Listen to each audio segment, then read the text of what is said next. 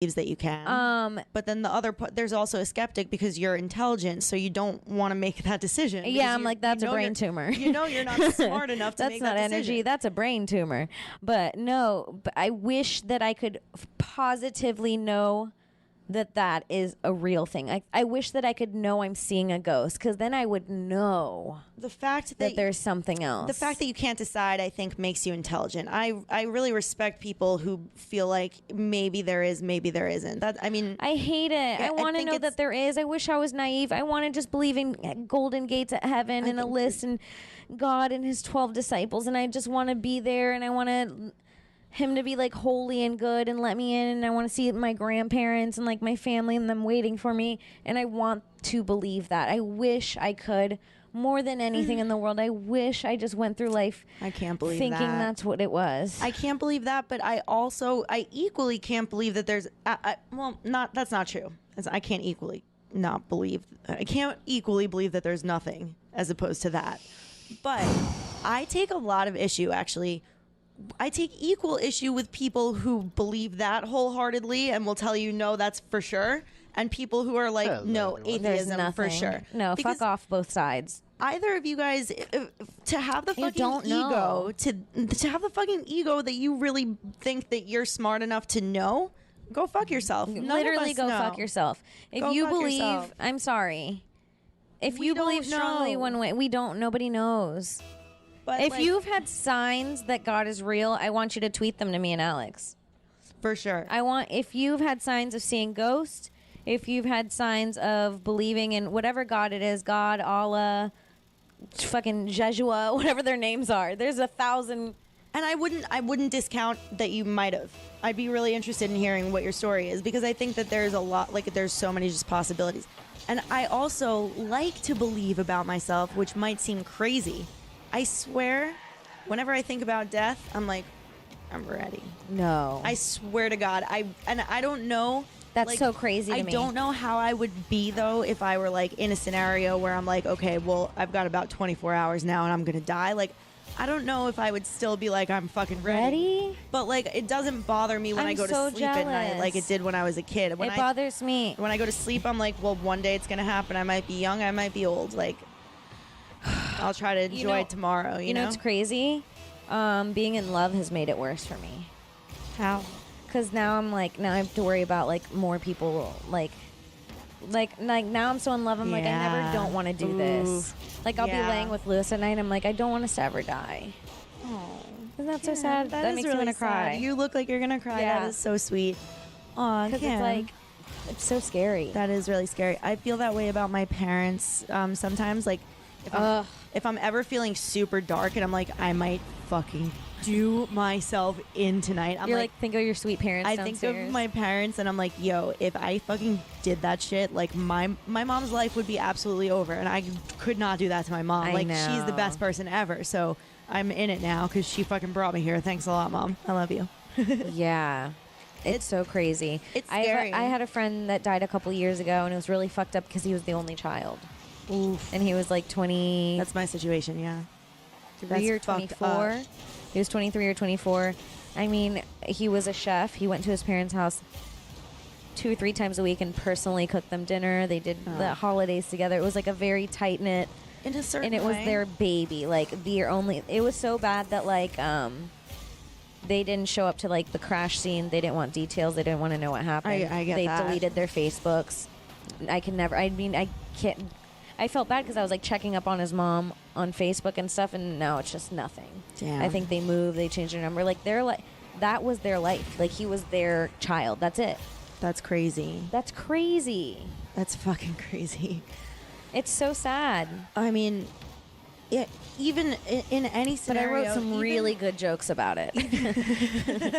I mean, I'm sure you did. Kim. They were fire. Were you? I actually really used one. him? Yeah, Lewis brought it up in our roast battle. I remember. I've seen it. Yeah. In any scenario, even when a child is not very close with their parents, I had this thought the other morning where I was like, wow, when you have a baby, you are stepping into this world where, like, if this person should die by chance, I mean, it is chance a lot of the time.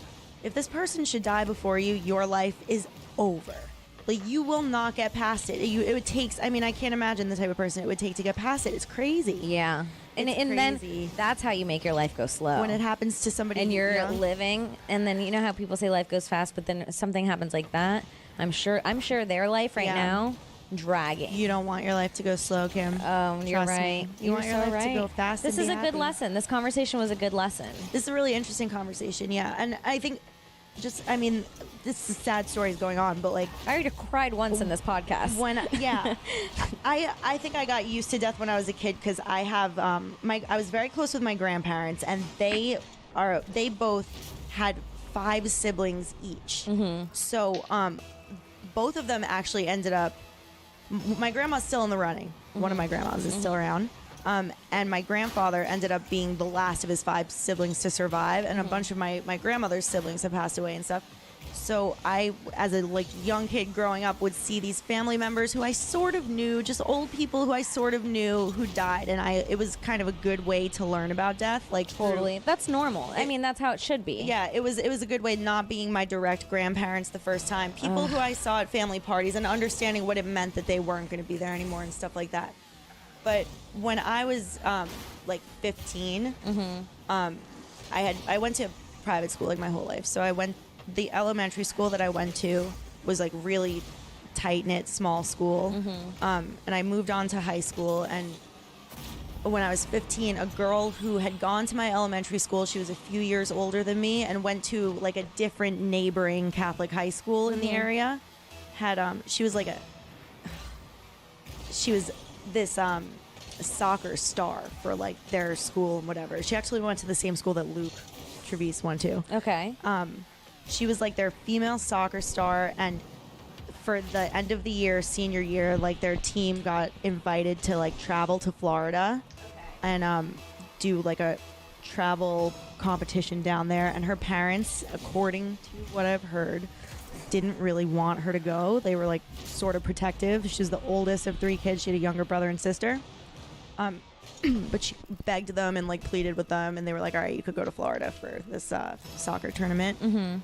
And the night before the game, the girls were leaving the hotel to go across the way to get snacks, and she was waiting to cross the street on the standing on the street on the curb, and she just got hit and went down. He apparently died pretty instantly. And I was not close with this girl at all. This was just somebody who I'd seen, first through 6th grade. She was a few years older than me. So I'd seen her in hallways. Her little sister was a year or 2 younger than me. I knew her. But it still hit you hard. Well, I went to her funeral, her wake, and the line, I had been to this funeral home a bunch of times before for my own family and stuff. The line to get in was wrapped around the block because everybody like me, people who were just friends of friends who knew her, just wanted to come show support for her family. The line was so long, and they had an open casket for her. And when I got in there, I got there and I was yeah, okay, a wake. I've been to wakes before. This is fine. But seeing a young person in a coffin for the first time in my life was fucking horrifying. I remember that I was went there and I was hold it together. You don't know this girl that well. A lot of people are really upset. Don't break down. Don't make this about you. Yeah, don't make this about you at all, please. But I remember my mom and I just drove home after that in silence, and I was I have to take a shower, and I got in the shower and just cried for 20 minutes. It's rough seeing a body so like that. Fucked up. It's so different when it happens to somebody who's younger as opposed to when it happens. Oh yeah. I mean, my grandmother died 2 summers ago at age 99, and I was oh, it's fucked up. I'm sorry, Graham. My grandma has always been she's always been very it's very hard to describe how she's been loving. She's not a big hugger. She's not a big kisser, but she's very affectionate in her own way. She's not a cold person. Yeah. But she kind of is in a weird way. Me and my cousin describe her as the perfect grandma because she didn't have any toys for us at her house, but we would beg to spend the night with her. She didn't have anything. It was just her. You knew she loved you. Yeah. Yes. And she would make us the cereal we loved in the morning, and she would let us she would download these fun games on her computer, and she was just she would take us to thrift shops and buy us lemonades, and She's very, and she was never like a hugger, a kisser. She never really said, I love you. You know, she'll say God bless you every time I leave. So that's just a thing Puerto Ricans say. But like now she has a Facebook. She's so cute on Facebook because she'll like my statuses and then she'll comment, I like this. She thinks she has to do both for me to get the like. Can I friend her? Yes, you can. So yeah, she has a Facebook and it's so sad because I know she's getting older and now she constantly messages me, I love you so much. I love you so much. I love you and your sister. And she like over says it. And it's making me sad because I know she's saying it because she's older. Aww. And she knows that like she won't be able to tell me soon. Yeah, it's and like hard. my grandpa just died. It's so hard And seeing so- them get older. But it's like making me sad because I feel like she's scared. Yeah. And there's nothing I can do to help her. That was the worst part of, well, my grandmother was 99, and I think we all sort of accepted that she was going, and she was the only, like, I mean, she was like, no, bitch. hadn't expected to make it that long to begin with, so at that point she was like, well, no. You know, she's fuck like, that. I've been here. Yeah. She's like, I'm a squatter in this body officially. sure. I For stopped sure. paying rent, but I live here. So like her last few days there was some really sad shit where we were like, you know, she like couldn't really like talk anymore and stuff, and we were like, can we play your music, like your old tapes that you like? We have your old tapes. And she was like, I don't want to hear anything. Like, that was sad for us. We were like, she's like, all right, if this is what it's gonna be, it's whatever. Let's do it. It's like when you're on a roller coaster and you hear it clicking up and you're like, and you're thinking, is there a way I can get out and go climb down that ladder? But you're like, that's not realistic. I just have to go on this ride. Yep. It's also the feeling that you take when you fucking down a fucking handful of mushrooms. You're like, well, That's how I felt when I I'm was in doing for DMT. it. When I was doing DMT, this feeling, I took DMT. I tried it. I don't know if I told you that. you did. I think we talked about it on the show. We did. You're right. And when I took it instantly, because it releases the same thing that releases when you die. We talked about that in your brain. And when I took it, I was overcome with warmth and falling asleep feeling. And it was so comfortable that like, it was so crazy. It was almost like a death experience for me because I had Lewis with me and I was like, he was like, I want to sit in this chair. You can just like make sure I'm okay from afar or whatever. Who went first? He did. Okay. Obviously, we like went back and forth, like who's gonna go first for so long. I was like, you go first. Then I was like, had this feeling. I was like, what if he gets hyper aggressive for no reason, chokes me like in DMT state? But that's not how. That's what work like that. That's what the stereotype for those kind of drugs is. Yeah. I think. But that is Same like way flocka. on mushrooms. You Yeah. end up just like feeling so relaxed. Yeah. So I took that, but I remember like I was basically like on Lewis's lap hugging him while I was taking it. Aw, and that sounds so comforting. And then I was like, it felt like I was dying and I was holding him as I was dying. Oh. And it's very weird. I get very weird with Lewis, but like it very much felt like that. But I remember I would enjoy that with my boyfriend. Yeah, no, I loved it. And Yeah. then once that feeling took over, I like let go of him and I laid down and I remember being like, it's okay, I can do this. And I hope that's what it's like. Yeah, maybe. I mean, maybe that should have made you feel a little bit better about it. Like, A little bit. It did, because it felt great. yeah. I'm not going to lie. It felt... if that's what releases in your brain when you die, just know it feels really good. Well, it does. Yeah, it does. I'm sure it's not as scary. We make it out to be so scary, but like this is just what's meant to happen. It's fine. It's fucked It that we is- know. It is what Doesn't it have is. to be I fine. hate that we know it's coming. It's better to pretend. I know that's the problem. The smarter we are, the more that It we could be should. infinitely bad. And that's another concerned about. paradox. It's like we are also the smartest, we live the best lives, and we also know we're going to die. It's my So favorite we can paradox, actually, because it applies to human beings as well. Just that, like, the smarter that you are. Am I using paradox right? No, you are. Okay. You are. The smarter that you are, the more that you could accept that you know very little. You know what I mean? And the dumber that you are, the more you think you know. everything. Yeah. Yeah. I know It's- nothing. it's We all exactly don't know true. anything. I don't, it's like, Yeah. it's crazy to think that, like, That was actually Lewis's plug for this podcast, is that we don't pretend to know anything. And I think that's something that's why we have good conversations, honestly. I'm we're proud just of two that. dumbasses. No, just we're trying to have a conversation. No, we're smart enough to fucking know that We're smart nothing enough is- to know we're dumb. Yeah. Yeah, I see I what think that's Socrates said important. I think more famously. people should be like that. Yeah, that's true. It's I'm humbling. assuming where they're getting Yeah. at. It's humbling when you realize we're all just weird, stinky people. Yeah, it's crazy. and it's weird, like, have you ever seen the videos of, like, they have these videos on YouTube where so scientifically they talk, we're getting really weird, right?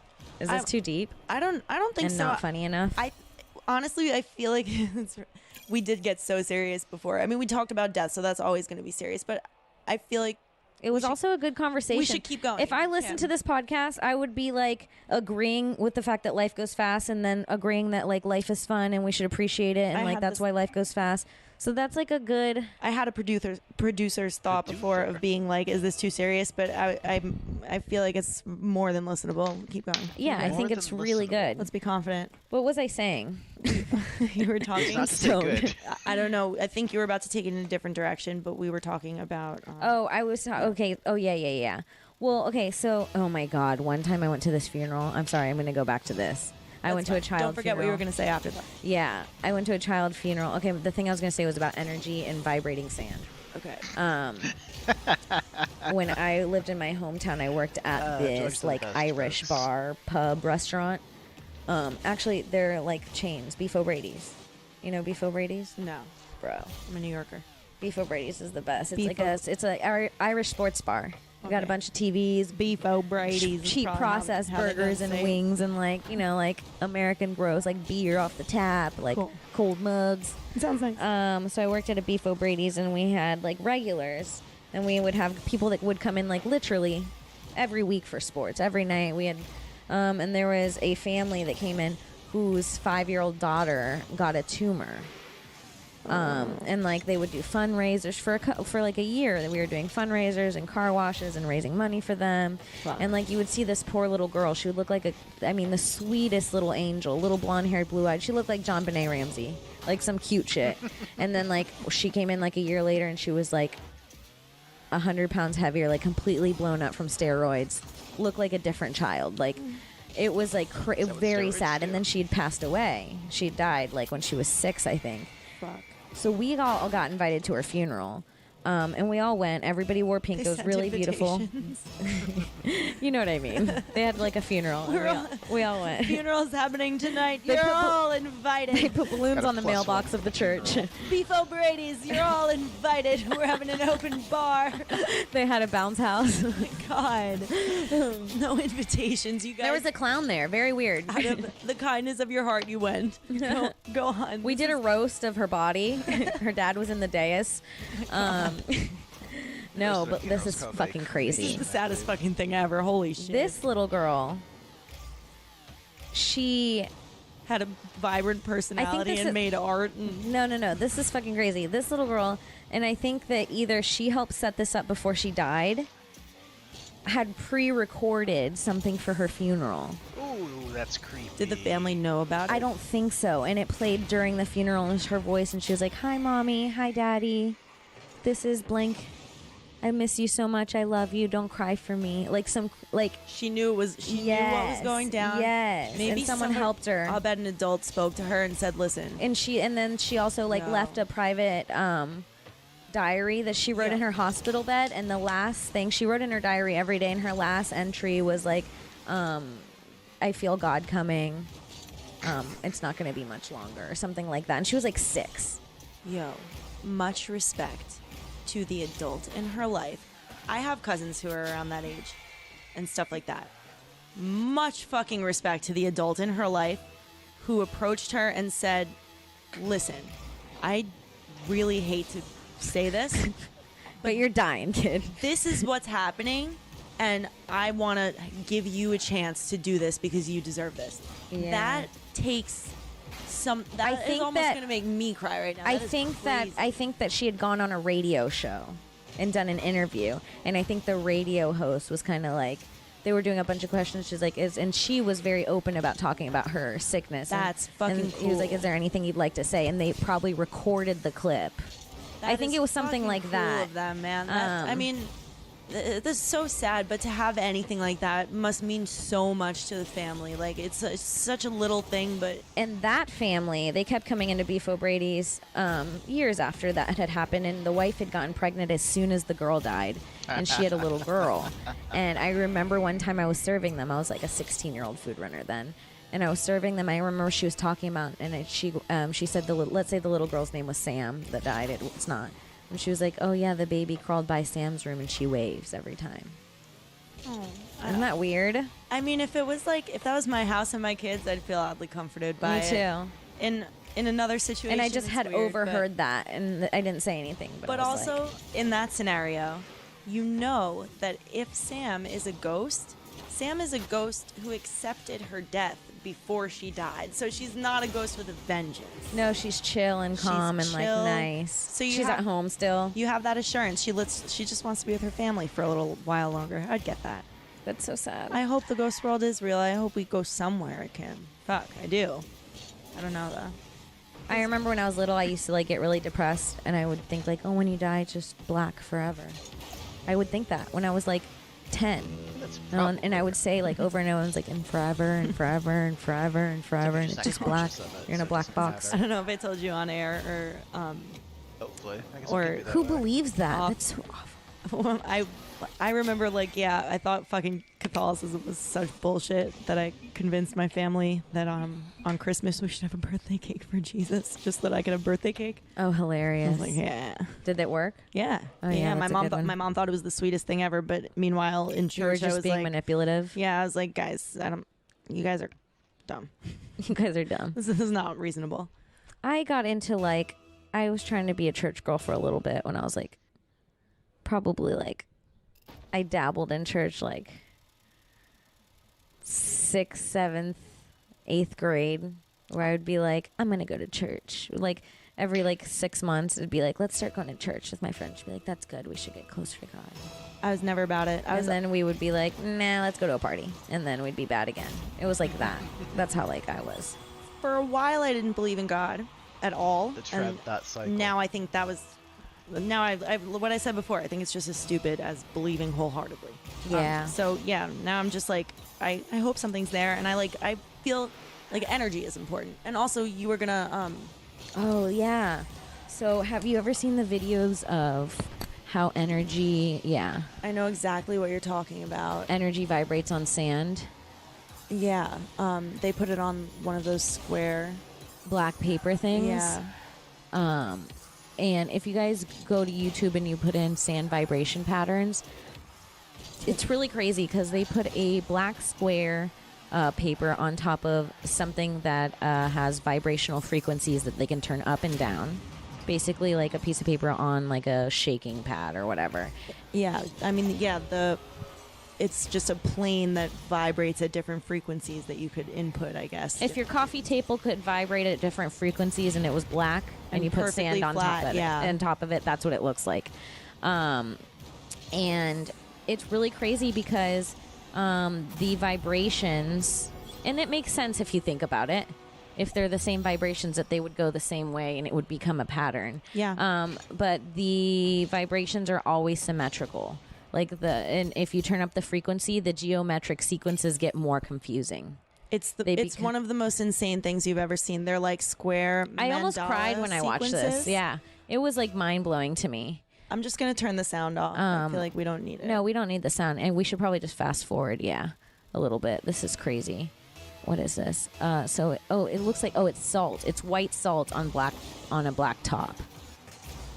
And it's like the first one is a low frequency, and it's like a pretty cool pattern. Then 45 hertz was like barely a pattern at all. And then this one's like, they look like This is an 8-sided one at about 8 1,000 circles hertz. at 1,000 hertz. This is well past 12-sided at almost 2,000 hertz. It's just getting more complicated. They look like crazy different crop tops, and they change right before your eyes with the vibrational pattern, and they look like crazy are always different symmetrical. It's They always look like, like crazy tops. crop tops. I'm trying to I mean, not crop Agreed, tops, Alex. crop circles. crop circles. Agreed. Yeah. Okay. Like weird patterns or like corn mazes, That like makes weird sense. shit like that. Yes. Mandalas, you're right. Mandalas for sure. Yeah. Very Mandela-like, very trippy, very much hallucinogenic patterns. Yeah. Like Tibetan style art. Weird. Really cool. And I want to see the it's end science. where It's it's like just really energy. high frequency. I'll share this on my Twitter. Oh, so cool. Oh, this one's cool because if you look up the one that has colors, because the colors split up. Do they? Well, Or maybe it's the light that changes. Is it the light? It's probably the light. energy is so amazing. There's so much that we can't see, guys. Yeah. It's really weird. And like if you, there's also like different videos like of water where if it's like you add a vibration, the spout just like has like a. Oh, I love those. Yeah. Oh my God, those are crazy. We should watch one of those next week. But it just goes to show that like energy is there, you just can't see it. Yeah. I mean, the way that sound waves are hitting our ears and we're not seeing them, but they could literally warp the shape of running water. I mean, but it's like they're weird. so powerful. It's everything. It's made up of everything. And like everything, every single thing that you're looking at, everything around you, your own skin, your tongue, your clothes, like the TV in front of you, every single thing has always existed. And it's just been more spaced out. Yeah, there's a lot to be amazed about. Like this couch could have been a soldier in the Korean War. Isn't that crazy? Like parts of it, technically. You think this couch was a soldier? Maybe. I'm sitting on him. That's probably what he wanted. He's like, I just want to fucking, you know, he was like sitting in the Korean War and he was like laying back with like a straw in his mouth. He's like, you know what I want, Billy? I don't know why he sounded like that, but he did. And Billy's like, what? And he's like, I just want to be on a couch forever and have white chicks sitting on me. And now this is it. He's living the dream. Mm-hmm.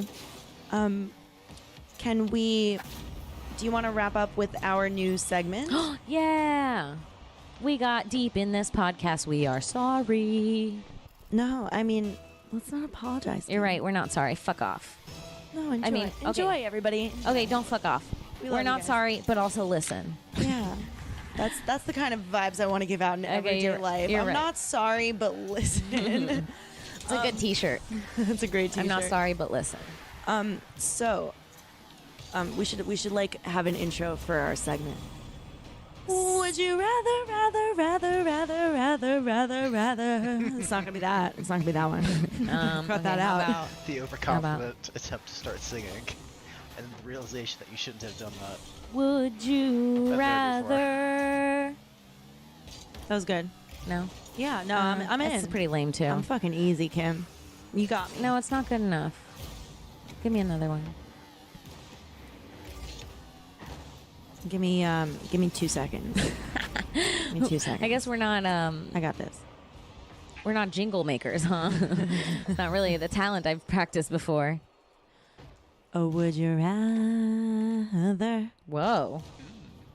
How did you like I that? was kind of into that one. Oh, would you rather? Oh, people are going to hate it. Let's do it. All right, yeah. Okay. So That's what's the would you rather you have for me? Okay, this one comes from my much respected boss, Ralph Sutton, actually. Okay, good. It was such a good would you rather that I had to pass it on. I had to can't pass wait. it forward. I can't I wait. hope I didn't ask this of you already. Ooh, I have a good one for you, and I'm done. Okay, go I ahead. really hope I didn't ask it. Okay. Okay, so it's a hypothetical leading into a would you rather. Okay. Hypothetically, you are dating this guy. Let's make it really hypothetical. It's not Lewis, okay? You're dating a guy. Thank God. Okay. You're dating a guy for a little while, and you know already that he has a past. He spent about 5 years in prison, right? And you don't know the details. You haven't pressed him on them, but you know that he had a rough time one way or another, right? When things come to light about what happened, when he feels intimate enough with you to tell me share what. his prison experience, Okay. would you rather he tells you that he had a really rough time in there because, you know, he had one choice or another. He had to either rape or get raped, and, you know, he wasn't going to sit down and take it, so he fucking dealt it out. He was the man on the block. I don't think he really And he down. did what he had to do. He didn't like it, but he just had to maintain his spot so that he didn't get fucking ass fucked. Right. Okay. Or I'm soaked. would you rather See, what did I say? you know, I'm sliding off this couch. Keep it going. was tough in there. He didn't, you know, just had to lay low. And Are you asking me if I'd rather have a bottom or a top? yeah, I mean, would you rather?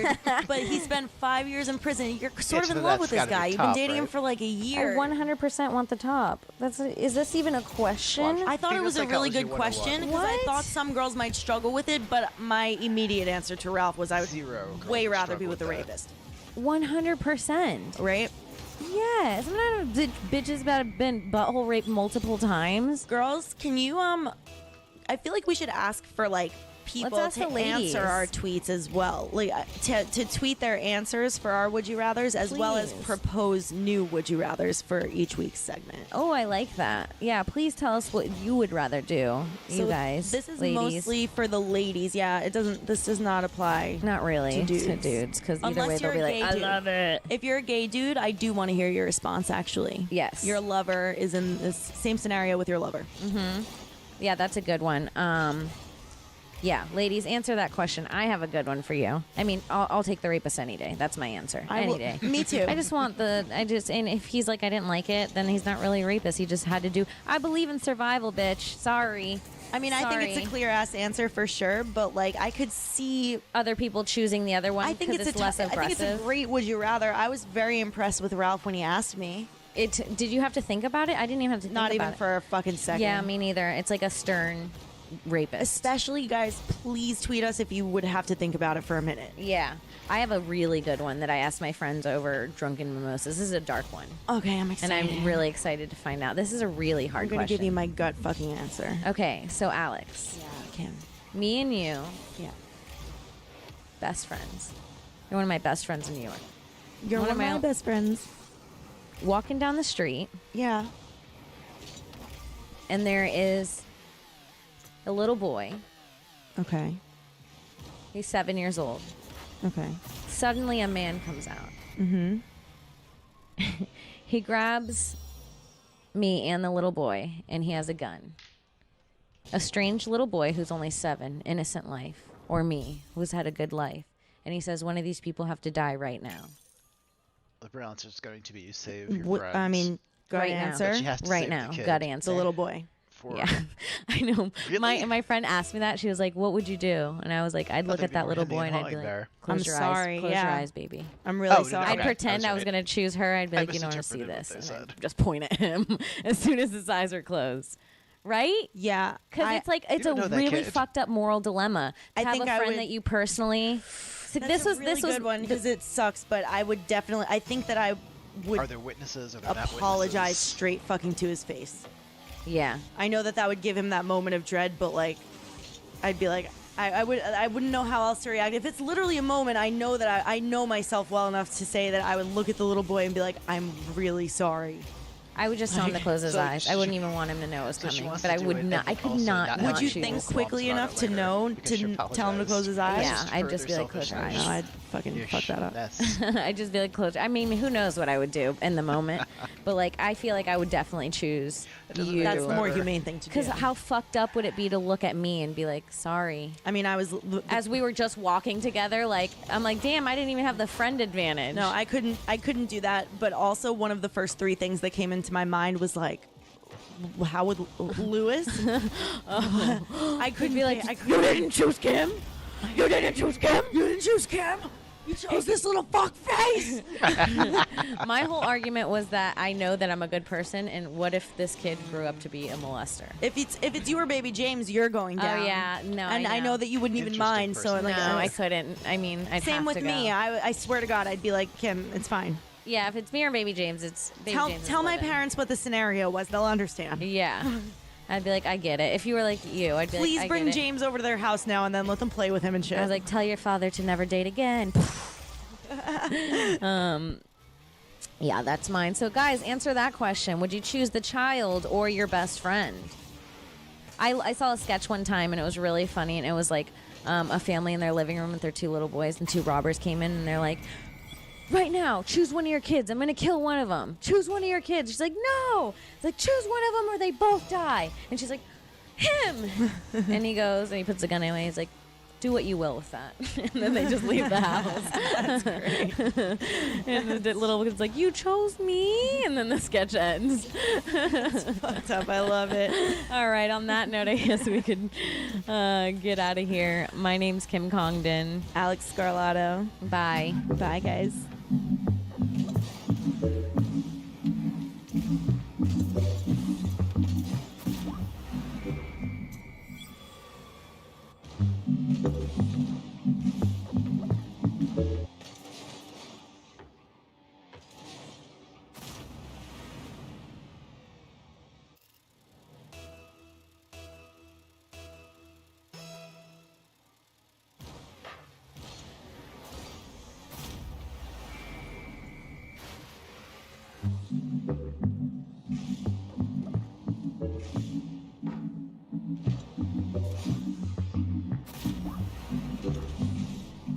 What's up, you guys?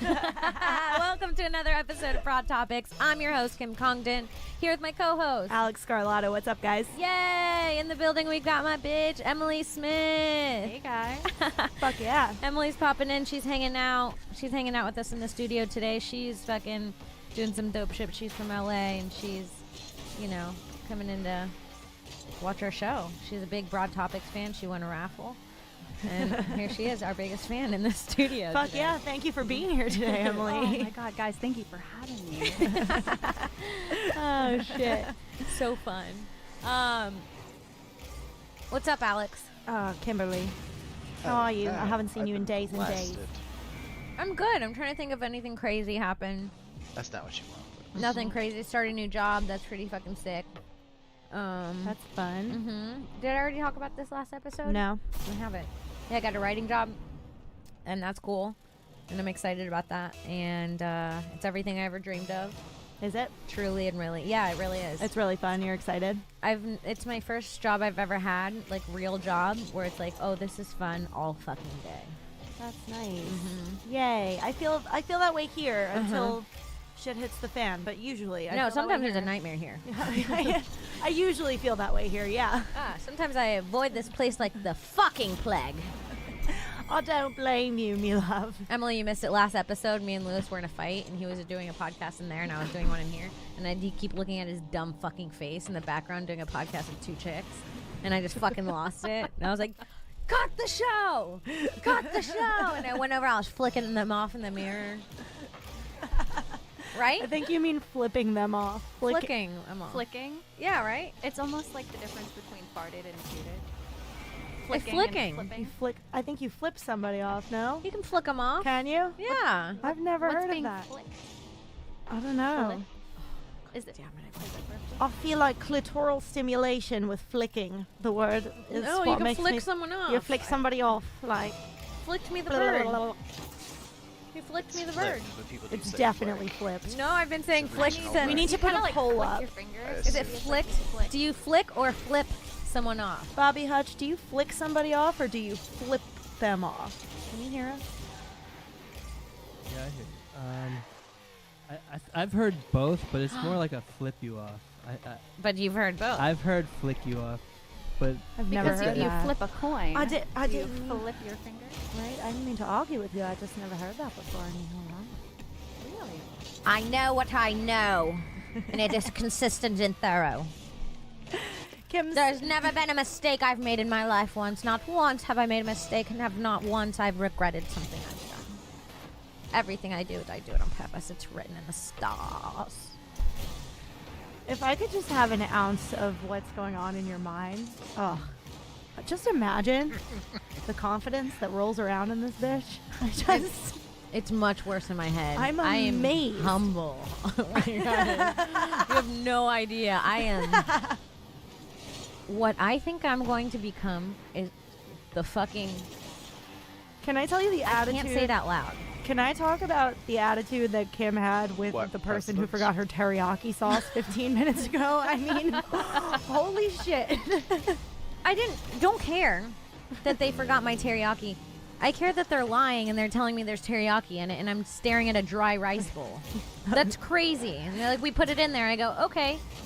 what color is your teriyaki? Yeah, there was a whole back and forth about the And he color wouldn't of tell the me what color the teriyaki. teriyaki. I go, because there's nothing brown in my bowl. There's no brown. It's white rice with tuna on top of it. I've got a dry bowl.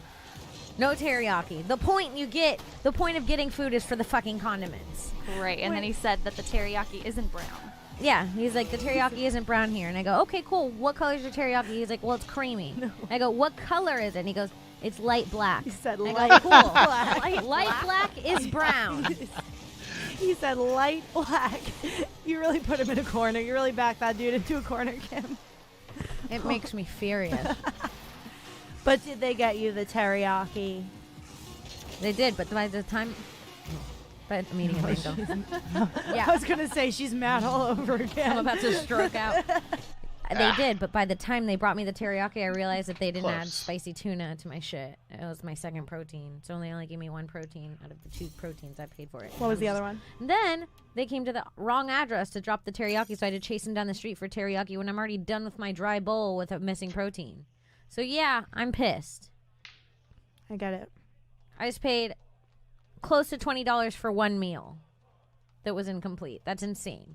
That is a lot of money on one meal. I don't care what anyone says. No, that is true. You can't check the order like before you leave the restaurant. Mm-hmm. They have to do that for you. Yeah. And you trust a restaurant to deliver to you in a much different way than like at a drive-through. Like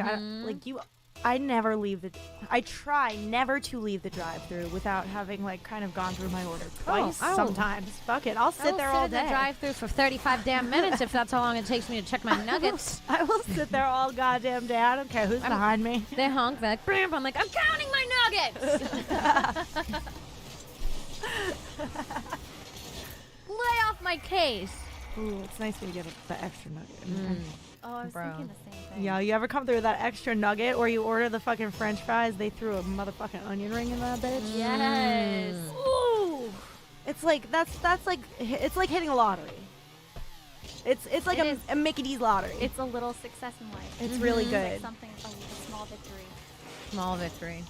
Here's to the small victories, everyone. You know what I've noticed is a small victory in New York that happens often? Catching a train right when you need it. I was thinking that. Like Ooh, running right, down yeah. as it's opening and getting in, and you didn't even have to wait 1 second for it. Just to like, But it makes you nervous because that's the closest you could get to the worst case scenario, which is walking down the stairs with the train just moving away. I hate that. You know what I mean? You know what's you know what's the Fuck worst that. is seeing people coming up and seeing the train, but other slow people are blocking you from getting onto the train, and Yeah. you can't be like, "Move it, fat bitch!" Like you're creating the path down there, everybody else is just coming up, and you're Yes. like making your own way. There have been Fuck times that. where I've been like, "Okay, the stairs work 2 ways." Like, I mean, that's what keeps me driving in the city. I mean, it's not that much more convenient to drive in terms of parking. I have a fucking gripe with New York City, by the way. Okay. Whew. Down the block from here, it was... oh, dear. Oh, dear me. Oh, you all right? Don't do drugs, kids. sorry, Don't it's shut coughing. them like That's her. all right. I have a major gripe with New York City. I have to take it up with you.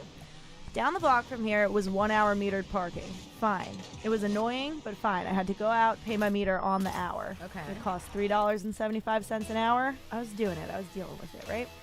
So I drove up the other day, like about a week ago, and that motherfucking bitch, they put new signs up there. I was so stoked. I was real excited. 2 hour metered parking. So then now I'll only have to go outside every 2 hours. It just Okay. cuts the amount of time I go out like in half. It's I feel amazing. like I'm gonna be quizzed on this after. Okay, 2 hours, 1 hour. Did she catch the A train? Yeah, I know. So I'm real excited about that, right? I go to pay for my 2 hours. It costs now, instead of $3.75 an hour, it costs $4 an hour. And if you're paying for 2 hours in a row, instead of costing $8, $4 an hour, costs motherfucking $10.75. Just to save yourself from going out there after an hour Sure. to pay for it. I'm paying $4 extra to not have to go out Yes. for an extra hour. For 1 extra hour. I can't believe I got that math. That's fucking I bullshit. am pretty proud of you. That is she lost me at She nailed it. She got it. You really followed along. I'm proud of you. Did you take like Adderall today or something? I feel like, you know what's been happening You're on lately? mental high for sure. Yeah, you know what's been happening lately? Well, first of all, anytime I'm around Emily, I like magically trip. She's like me or you together, Right. or like me and Sarah together.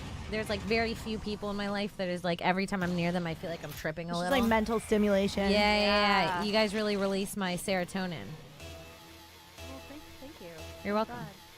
I'm glad. There's nothing. I know you're expecting me to say something mean. That was it. Oh, beautiful. You're No, welcome. I feel that way about you too. I get weird every time you're on your way here. When the buzzer rings, I'm always like, "It's Kimberly," and everybody's like, "Shut up!" You're so weird. It is that weirdness. It's like somebody matches your weirdness.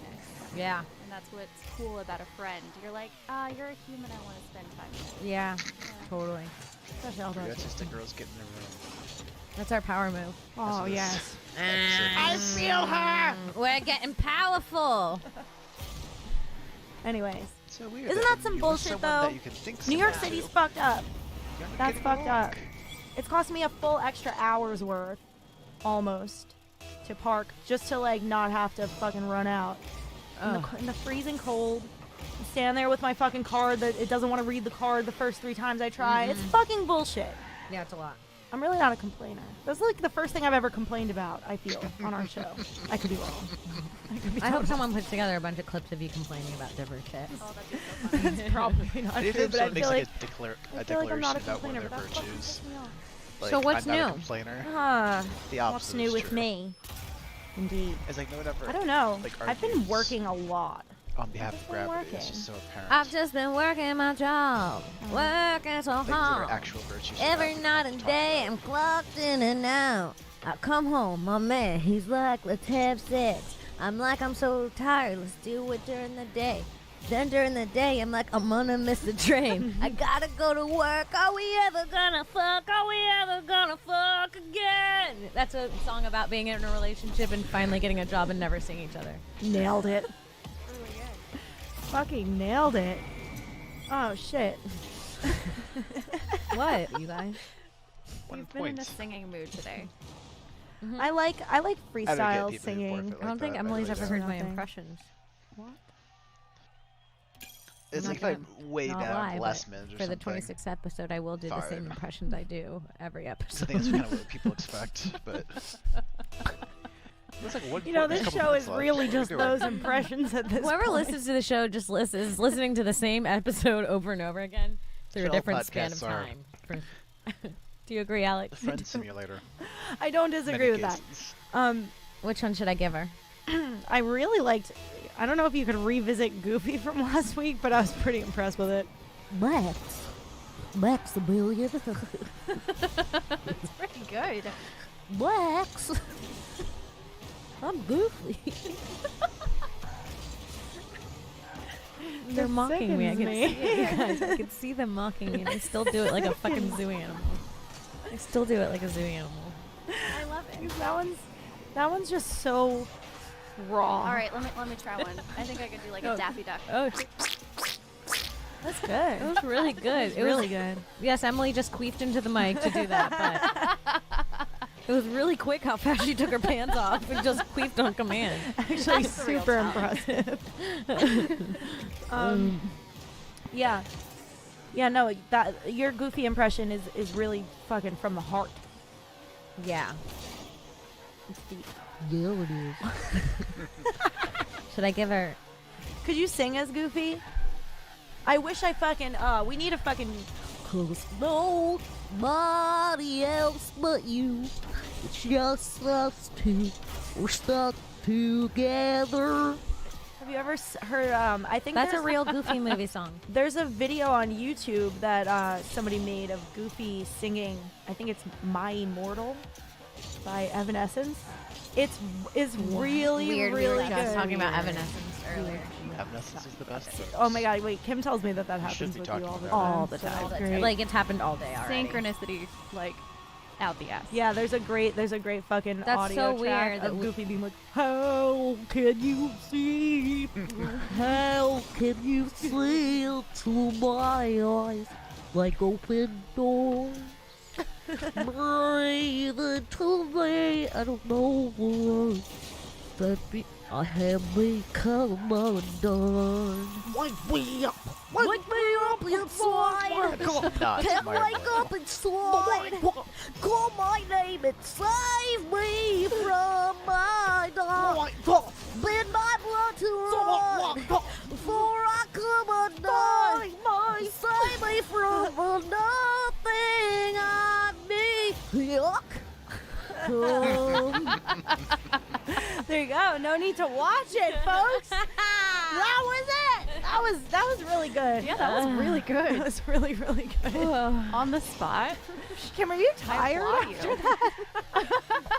She just put on a full concert. I feel like you need a nap. Oh my god. I'm exhausted. That was so fucking good. Do we have Crafty in here? I'm chills. Chills. Chills.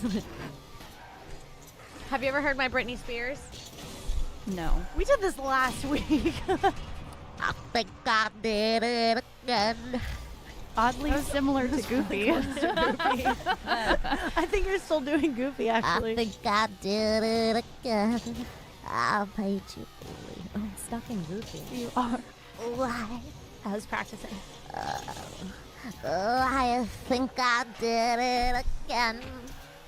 I made you believe. Okay, what about Shakira? Your eyebrows. I'm stuck in Goofy. I'll never not play Goofy again. You know what? This is fun, though, for the listeners. It's a new one. It's fresh. It is from last episode, but it's compared to what we've been doing, it's fresh. You guys, it's fresh enough. We're just going to be Goofy for a little while. Well, I guess this is really who I am now. So we were talking earlier. Alex keeps looking down at an empty notepad for notes. It's fucking the craziest thing I've ever seen. It's the craziest thing I've ever seen someone do. Every time they're silent, she looks down like there's some list there. It's so sad. You guys, I wanted there to be a list here so badly, but I've been so busy. It's really beautifully written. That Thank one you. line. I have just my title line. It's just her title line is the name of our podcast. It's nothing creative. It's Broad Topics. It says Broad Topics number 26, but it's been really. I never took my write down the time. word number. It's hashtag. Look at all the symmetry. I took my time with the letters, and I really wanted the underlining to be straight. I and wish you would have took your time with the topic. fucking nailed it. I wish you would have took your time with a damn topic. I have no topics except, I mean, we were talking about veganism because Emily is vegan. Mm-hmm. I am vegan. So I think that is a very interesting thing to pick her brain about because I'm very far from vegan. I mean, I had McDonald's, Burger King, and Taco Bell all this week. Jesus. That's not a joke. Where shall we start, ladies? You have any questions for Emily? I suppose I do. Like, what made you become? Like, no. I feel like the real question is like, how long is the transition between eating meat and becoming completely That's a great vegan? question. I think it's something that with meat, you have to cut out all the meat, and then you slowly move with dairy. Because dairy, like cheese, I loved cheese. Mm-hmm. When I was a kid, I would order a bean and cheese burrito, and my mom would say she really wants just cheese with a side of beans, Mm-hmm. like in a tortilla. Mhm. So unhealthy. Mm-hmm. But I never really thought about food that way. Like in the nutrition I was getting from each meal, Are and you like thinking the about how quality good of a it. bean and cheese I'm burrito just sounds? thinking about cheese. Right, cheese is great. Honestly, I'm thinking about cheese, and I'm looking at Emily's skin. Wait, and Brian, I'm are like, you taking over? Hold on a second. Are you taking over? Because we've been wanting to switch back and forth to see a little bit of Emily, but We've been dying to, Brian, but also we've been really hogging I've these. also been sort of nervous because I was going to ask you to pay me meter as well. Can you do all these I things can at do once all the things. somehow? It'd be But like the lovely. angle, the camera angle with all three of us, I don't like. Kimberly. You It's guys make me hideous. want to talk like that. Kimberly, What is yeah, it? no, it's Kimberly. yes. It's infectious, isn't it it? is infectious. I'm so excited. so excited she likes it. I love these fucking mangoes in this shit. I know, I can tell. They're your There's little jam. chunks of mango in They here, look- and I'm just like They look real cute at the bottom. living for them. Oh, yeah. Ah, there she Hey, there she is. Look how cute she looks. No, but yeah, my exact thought. This is the perfect time to have a camera on Emily for a moment because I'm thinking of like cheese and being like, oh, is that what it would take to make my skin look more like Emily's skin? that's To so just sweet. Skin is- fucking not eat cheese. Like, Was your skin worse was before your you were skin- vegan? Yeah, like I feel like it probably just makes you so much healthier all around. Where you're like, oh, I mean, this I- bitch I'm a looks new porcelain. person Look now. at her on camera. Brian, we can hear you. we can hear you. And he was like talking to himself about Emily. He didn't know we could hear him? No, you didn't! Brian is talking about Emily and we heard him! That is so fucking funny. And it's awkward because the camera's just left on you now. So, Emily, is there anything you'd like to say to our followers? I'll wait to answer her question until she comes back. but, Totally. I'm really excited to be here. That's really cool. This is a great podcast, and I love listening to you guys. You guys are so entertaining and you're fun. Makes me want to live in New York so I can be here, right here in this podcast. Perfect. And you are. Hi. That was awkward for Brian. I know. Did you hear him? He was whispering, she's always been perfect, I think, right? I could swear that was going to be the next word. I swear on my life that was going to be the next word. That's what we all assumed, right? Emily, did you not assume that? I could barely hear. Oh, we heard it words perfectly. that you- Did you hear it? He said together. she was always perfect. Yeah. And then he realized the mic was on. Is that what happened? Yes. I love it. Oh my God, that's such a funny, creepy thing for him to whisper by himself in the studio. She's always been perfect. How do you know? You met her 2 hours ago. Oh my God, I love him. That's hilarious. So, Speaking of perfect. Also, we've just left the camera on Emily, I noticed that. which is great. cool. Brian was like, she's the show now. She is my one. God. Jesus. Well, I would say my skin was a lot more dry. Like, I noticed different things about my health, like when it came to, like after I would shower, the way that my skin on my hands would crack, or like, your body, you just get like acne, or like you get acne on your chest, or like sometimes on your stomach. Like, those are all signs of different things going on in different parts of your body. So if it's like on your cheeks, or if it's on your back, like different areas in your body are being affected by your diet. And so I learned about different areas and like how your acne was affected. And I kind of was able to change my diet to include more calcium and more turmeric and more things that you don't think about, that you don't just find naturally occurring in processed food. It's a lot of effort, but so is like living unhealthy. That's more effort. Yeah, So, like, having just to like take care of dying. yourself after you're sick Yeah. is way more effort than just. Not being sick Yeah. ever. I can't remember the last time I was sick. Really. I'm very healthy. I feel sick right now. Just a Diet Coke and just smoking a Jewel. I don't feel so well right now. Why? I'm just holding this spare jewel pod for when my jewel pod runs out. What's wrong with that? I would say cutting out meat is definitely like a step that has to be all on its own cold turkey.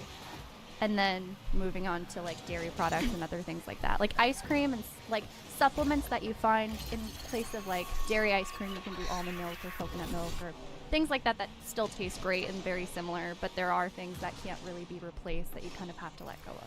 What's interesting, I was able to do it for like 2 years. I stopped eating meat for 2 years, and I think like I was just like happy. Like I think you have to be like caring about yourself first to do it. Like I was like happier then, and then I went back to eating meat one day because it was Thanksgiving, and I was like, oh, this turkey looks so good. And then I ate is meat, tough. and then I was just like back in the meat lifestyle again. Yeah. And then like now I feel like so far away from ever being able to do something as drastic as even just cutting meat out. I think there are a lot of goals that you might have that you want to achieve, and you look at them like they're so far-fetched. Like what I'm doing right now and the job that I've like just started doing, which I can kind of talk about like a little bit of what I've come to New York to do, which I just got this job working with Val Kilmer, which is a really cool opportunity, especially as like a young actress, to kind of be mentored by somebody like that. Yeah. I 3 or 4 years ago never would have expected that. I would have looked at that kind of goal like no way. There's just no way. But then you kind of slowly work yourself up, like on a scale of your lifestyle, like your teriyaki sauce. There's a level of expectation that you kind of like hold yourself to when it comes to everything. But it seems hard in the beginning. So you're saying is you should do that with food? Yeah, for sure. If you want to set a goal for yourself, even if it's just to eat less of something or to incorporate more of something your diet might be lacking. Water, probably. just one goal at a time, and then slowly it'll just be like, oh, that's just how I live. That's a standard I have for myself, because standards you don't really let go of. I want to stop drinking soda. Today I had coffee, it's a great idea. Yoo-hoo, and Diet Coke. Today. It's true. That sounds like someone's last poem. Today I had coffee, Yoo-hoo, and Diet Coke. Today. And she dies. It's a great poem. Do people really snap like at poetry readings? They do. Yeah, it's the worst. I went to one when I was in high school. I was just fucking, like, had just started smoking weed and hanging out, like, right over here on St. Mark's with my friends. And, like, fucking just, like, jerk-off kids who were like, let's go to a slam thing. And I remember just sitting in that room and being so not ready for, like, slam poetry. Like, just so uncomfortable. And just being, like, do you know, like, when you're in an audience and you're like, I shouldn't be here. I shouldn't be Sitting there being like, is this when I... Did I tell you that was a story ever? Is this when I snap? I don't think so. One time I was doing mushrooms with some friends. We were hiking up this mountain. And we hiked up ahead of my friend and hiking down the mountain. There's like nobody else. We're in like in LA and like this park. And it's really quiet, Franklin Canyon. And this little old lady, she looked like the old lady from Beauty and the Beast. The rose, the homeless one. You know what I'm talking about? That comes knocking on the door and gives the rose. Yeah. And she's like, ew. And the guy's like, ew. She looked like that. She's coming down the mountain with a shawl. And we were like, this looks creepy because we're on mushrooms. And she comes down the mountain, completely ignores us. And then our friends behind us were like, wait up. After she passes them, they're like, did that lady say anything to you? And we were like, no, she just walked past us. And he's like, that was weird. And I was like, why? He's like, because she walked past us and she looked at me and she said, you shouldn't be here. And then kept walking. That's what she did to him. Yes. What? No. Yeah, and and then we were all on mushrooms. We're like, should we turn around? And he was like, I don't know, like maybe. Was she real? Yeah, that's what we were wondering. She walked right past. She didn't say anything to us, and then they were like freaked out. Like these two dudes. They're like, she looked at us and said, you shouldn't be here. But my question is, were you guys all together and like all of you should have seen her turn and say that? Or like no, like no. we were like just far enough ahead where we wouldn't hear it. Okay. Like we were here, like from here to the end of the other studio. Ahead of time. Okay. Still pretty creepy. Yeah, and she just whispered it to him, like, you shouldn't be here. And then just walked away. Was it an area where you sincerely shouldn't have been? She didn't say it to us. Yeah, but like No, we weren't trespassing or anything. like no. you it was just like it was like not. It was a public park. Yeah. Very weird, right? Very strange. So when you said that, and you're like, and then I was like, I shouldn't be here. And I was like, you shouldn't be here. And I said it, and I realized nobody knew that story. I understood. And I just sounded creepy. But we started laughing about it like later on in the trip when we kept being like, you shouldn't be here. Like I would run ahead of them and I would pop out and go, you shouldn't be here. We like made it funny. so spooky. But it's really scary. Oh no. There's been times like where I've made bad judgment calls on mushrooms. Like me and my friend, we did mushrooms and like we went like down like to what we thought was a cool spooky looking forest. And we're like deep in these woods. And then like climbing out, I realized it took us like 25 minutes to get out of there. It was like so deep in the woods. It was like gross. It was like spiders and like cobwebs, and then we saw there was like a tent set up. Don't do drugs deep into the outside darkest where there part are of the other woods. people. Like someone had been living in there. That is such And it a was bad like idea. we were just like frolicking like two cute girls in these dark woods, like ha on drugs. like fucking. And then when we crawled out and we got into the sunlight, and I looked back down, I was like, that looks like where you would go find It the Clown. Like, that's where he would be standing. I was like, what were we doing in there? Like, something, like, hit me, like, when we got out, that I was like, we shouldn't have been in there.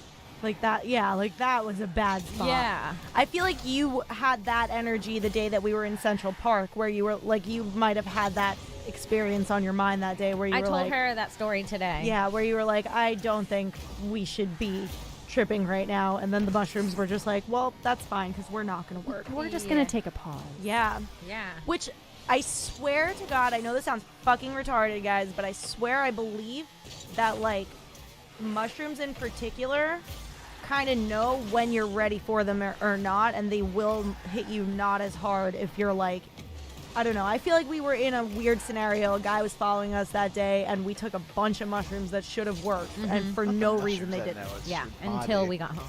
Like, yeah, it was When I got home, I very started feeling it. strange. And remember, your eyes got really big. Yeah. Like, our pupil, I remember, like, the second we hit home, like, I looked at her eyes, I was like, your pupils are huge. And then, like, 2 seconds later, I was like, oh, I'm feeling it. Yeah, Kim played Fortnite, and I narrated for like 2 hours. Yeah. It was, It was really fun. that was pretty fun. That does sound like a blast. But so it is like, it's the most fucking disappointing thing ever when you're like, let's fucking trip, and then you like work yourself up to it, and you drop mushrooms, and then you wait and you fucking wait. You set up an experience for yourself. Yeah, and You're then like prepared for the adventure. and you're like, do you You're feel? like, well, I guess it's not happening. And sometimes you're like trying to convince yourself. All day we're just trying to convince ourselves that we felt it a little bit. We're like, I think I feel it. We've had a trip with someone else who was not ready for the mushroom trip. Oh yeah. Yeah, we had a very intense mushroom trip. An with allergic someone. reaction, seizure. crazy situation. way. Yeah, Yeah, like, nothing you like want to thought our see. friend was gonna die. And yeah. you guys were tripping too at the Yeah. time. Yeah. Oh yeah, we couldn't little- logically solve any problems. It was like 2 And or we 3 couldn't hours. also call we the thought it police was because we were on mushrooms. 10 minutes. At what point? Hold on. This is crazy interesting because that's like the worst case scenario. Every time you fucking trip, you're like, well, you know, as long as we're all safe, we'll probably be fine. Even if I'm going through something in my head, like Yeah. when something's happening in the real world, it's fucked up. Yeah. Like when my friend had the seizure, I remember I was tripping so hard at that moment. And like Emily was like tripping so hard too. And like we're like tripping so hard in different ways. Like Emily's like, I need my shoes. I cannot walk barefoot. And like we're all like losing our minds, like not for Were you guys real. peaking for a while already? Oh, yeah. And the third person too, was also peaking and Yes. and experiencing the trip and being joyful. They liked it. No. Or no? In the very beginning, very yes. beginning, And yes. then suddenly, because we were at this really rocky beach, and it's beautiful. It's the most beautiful beach I've ever been to. Yeah. It's gorgeous. But once you get out to the waters, it's not very safe because you don't really see the sharp edges that are surrounding you. Yeah. So she goes out into the water and we're tripping. And we're like, what? Like she's just floating and you can just see another rock like next to her. It's just awful. And then she's like, no, I'm sick. I don't know what to do. And it was like 2 or 3 hours had gone by that felt like 20 minutes. Yeah. But she got very, very sick. Like she was Vomiting and stuff. no, Or the other sick. Like From the the other bottom. end. Yeah. she was vomiting- shitting herself on the She beach. was vomiting her out of her ass. And we weren't close to a bathroom. It wasn't like So She was ass puking on the beach. She was ass puking on the beach. She was ass puking on the beach. Like it was like an issue. Like the water was clear, so like so you could see it all. It was yeah. really And then just and then every time she went in to go to the water, it was like Earth was going against her. Like the waves would get suddenly huge and start pushing her against the rocks when she was trying to go in the water. And like there was these people on the sand who were like tripping under it. So she's like holding it in. You can see like the pain This is from an her like trying to like experience. her like she's like shaking trying to hold it. Like you know when you really need Why you stay shit like inside yeah. first? and you're like this is just so embarrassed. yes and just so embarrassed. And then we're tripping on drugs, so we're like holding up like And I also know the feeling of fucking needing to shit immediately because I just took a bunch of mushrooms and they just wiped all of my intestines clean. Like Yes. that's a serious shit So right there. there's That's these a caves. liquid shit right there. I'm not gonna lie to you. so there's these caves at the beach and like we're like holding up this sheet. I have this genius idea. I'm like, let's let her shit in the cave. So it's like I'm holding Very smart, Kimberly. Good thing you were there. Right, but it's a massive gaping hole. and so we're only holding up a sheet to half of it and calling more attention. You can see her shitting in the corner. And the smell is coming out of the cave and onto the beach. So everybody's like, what's that smell? And we're like, it's fine. No one can see you. We're all on drugs. Then she's like, shit. Like, there's shit everywhere at this point. Like, she cannot stop shitting. Like, it's dripping out of the cage. It's like ruining the beach for everyone. Like, at one point, me and Emily are trying to figure out how to get her rinsed off because she's like, this poor girl is. She's got shit on her legs, like everywhere. She's like, her eyes. She has the most beautiful blue eyes. Their sweater. They're like your sweater, They're right? just like your sweater. And I would look. I would run down to the ocean to fill up a water bottle with water so I could rinse her. And I'd look back in the cave, and she would be like a gargoyle huddled, and it would just be tears and piercing blue eyes in a dark cave. She looked like a night walker in a fucking cave. I swear to God, it was the saddest thing. I never felt more empathy for another human until I saw those little blue eyes in the back of that cave. Meanwhile, Kim's trying to come and clean her with this amount of water Each time. like an inch, and it's freezing won't water, fill and into she's the water shaking bottle. every time I pour on her. She's like, and there's just poop everywhere. It's like getting on my shoe. So bad. But then I'm tripping, like I can see so many colors, and I look at Kim, and her eyelashes are blue. And in the middle her of all skin's, of like, this, glistening Emily's in my gold face and going, purple. "You're so oh my God, you're so Kim. beautiful. Like, I can't look Your at you." And she's like, eyelashes "It is not the time." I'm like, it's my not the body's time to telling me call it's the time. Beautiful. And she's like, but your skin is glowing. like I can glowing. see your It aura. was And I'm like, our friend crazy. is dying. It was fucking crazy. Hold on. I need more information here. Is this a fucked up story to tell? I don't know. You didn't say her Should we name. not- You didn't we say her we name didn't at say all. anybody's No. name. This is also just a story that happened, but like, No, if they want to vocalize that it was them, that's this their kind of call. stuff happens on Yeah, drugs. it's First of all, anonymous. Yeah, I of feel course. like it could happen to anybody who decides to take mushrooms out in public. Like, you know, you're fucking stepping into that. You're taking that fucking risk. Laying in So- traffic. She's shitting. Okay. I take her by the arm. I try to get her out of the cave. At this point, Emily comes back into the cave to report, and the cave's like our hiding spot from report. humans. Because now we're in this shitty cave hiding from the people because we're so embarrassed. So now we'd just rather be in the shit cave than out with the people because like we have some of her shit probably on us, and like she's just still shitting, and like Emily Like, comes you back. two are dirty with her now, Yes. basically. And then Like Kim went from holding the sheet to like protect her by like blocking her to straight up covering her body with the sheet and just- the shit. because she was just naked with shit all over her. So I was like, let's just cover you and the shit. So now there's this sheet with shit and my friend in it, and it's not good. And she comes out because we're like, let's rinse you off in the water. And when she comes out, she falls to the ground and literally seizes. I don't think you even saw that I didn't part. get to see that part, And it I was had like no idea what 3 was going seconds. She on. hit her knees and Get she to started see like that shaking, part. and then her lips turned blue. Do you remember her lips being blue? You witnessed all of that. I didn't. And then know. her lips turned really blue, so I was like tapping her face, and I was I like, "Are you remember okay?" she was tripping And so while and she so I was went and got her observing water, us. and we were drinking water, and that's when So I called her blue made boyfriend. me I was like, that "Hey, Actual blue. something happened. You need to come, or maybe I should call an ambulance." Like I was asking her, like, "Do you want me to call an ambulance?" She was like, "No, it's fine. It's fine. I think I just had a seizure. I'm okay though."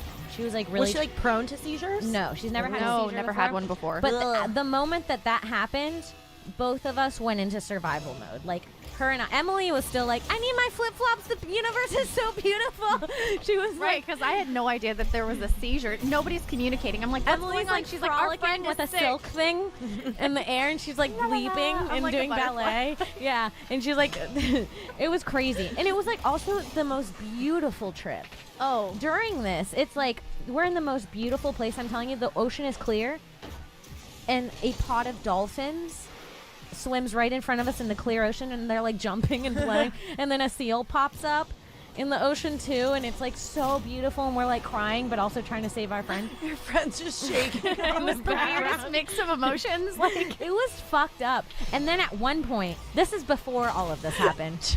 Before all of this happened, at one point, Emily and my other friend were standing, and my other friend's like, "I need to go use the restroom right now. Like, I'm sick. Like, I can't go in the cave anymore. I need to go find a restroom." And it was like probably a 10-minute walk away. I don't want to go back to the shit cave. So I was like, "Okay, I'll go with you." And Emily's like, "Well, I need to go back and get my flip flops first. I can't leave my flip flops." well, and that was like, damn flip-flops. that was the one time I mentioned the flip flops, but that is like the main focal point of her memory. But I could not walk on the rocky surface thinking like on mushrooms that my feet would get cut. It was Right. just a weird feeling. I was like, Yeah. no, I need so shoes. and her shoes were about 10 minutes away. So we were in the middle of everything, and they were both was like, well, I'm going to go get my things. And then they left me there. Oh, no. And I was like, I hate you guys. You're making me choose. She was so pissed. I was so angry. She's like, I can't babysit everyone. Yeah, that's what I We said. were like, what?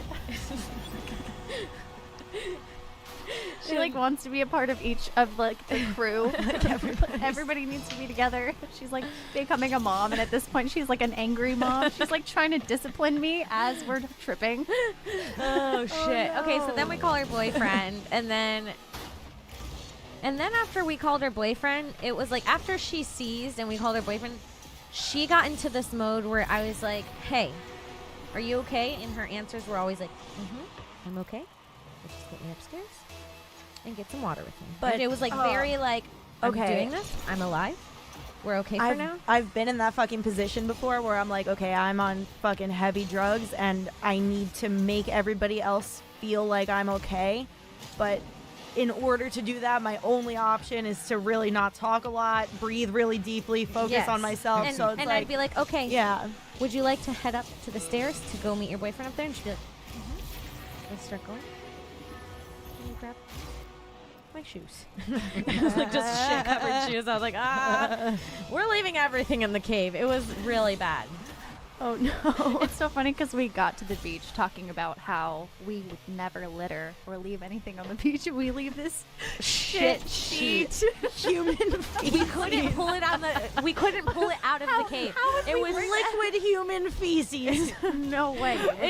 Straight into the That ocean. went straight- yeah. Size queen sheet. Like the thought of it makes me sick.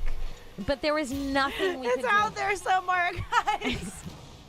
Also, that same beach, one time me and Lewis went, this is so funny. It's such a beautiful beach. We were sitting on top of a rock. He was giving me a massage. We were smoking a blunt. There was nobody there. It was like sunset. It was the most beautiful thing. And then we hear, I swear to God, this is a true story. This huge wave comes in, and inside this wave is this homeless man who crashes onto the beach.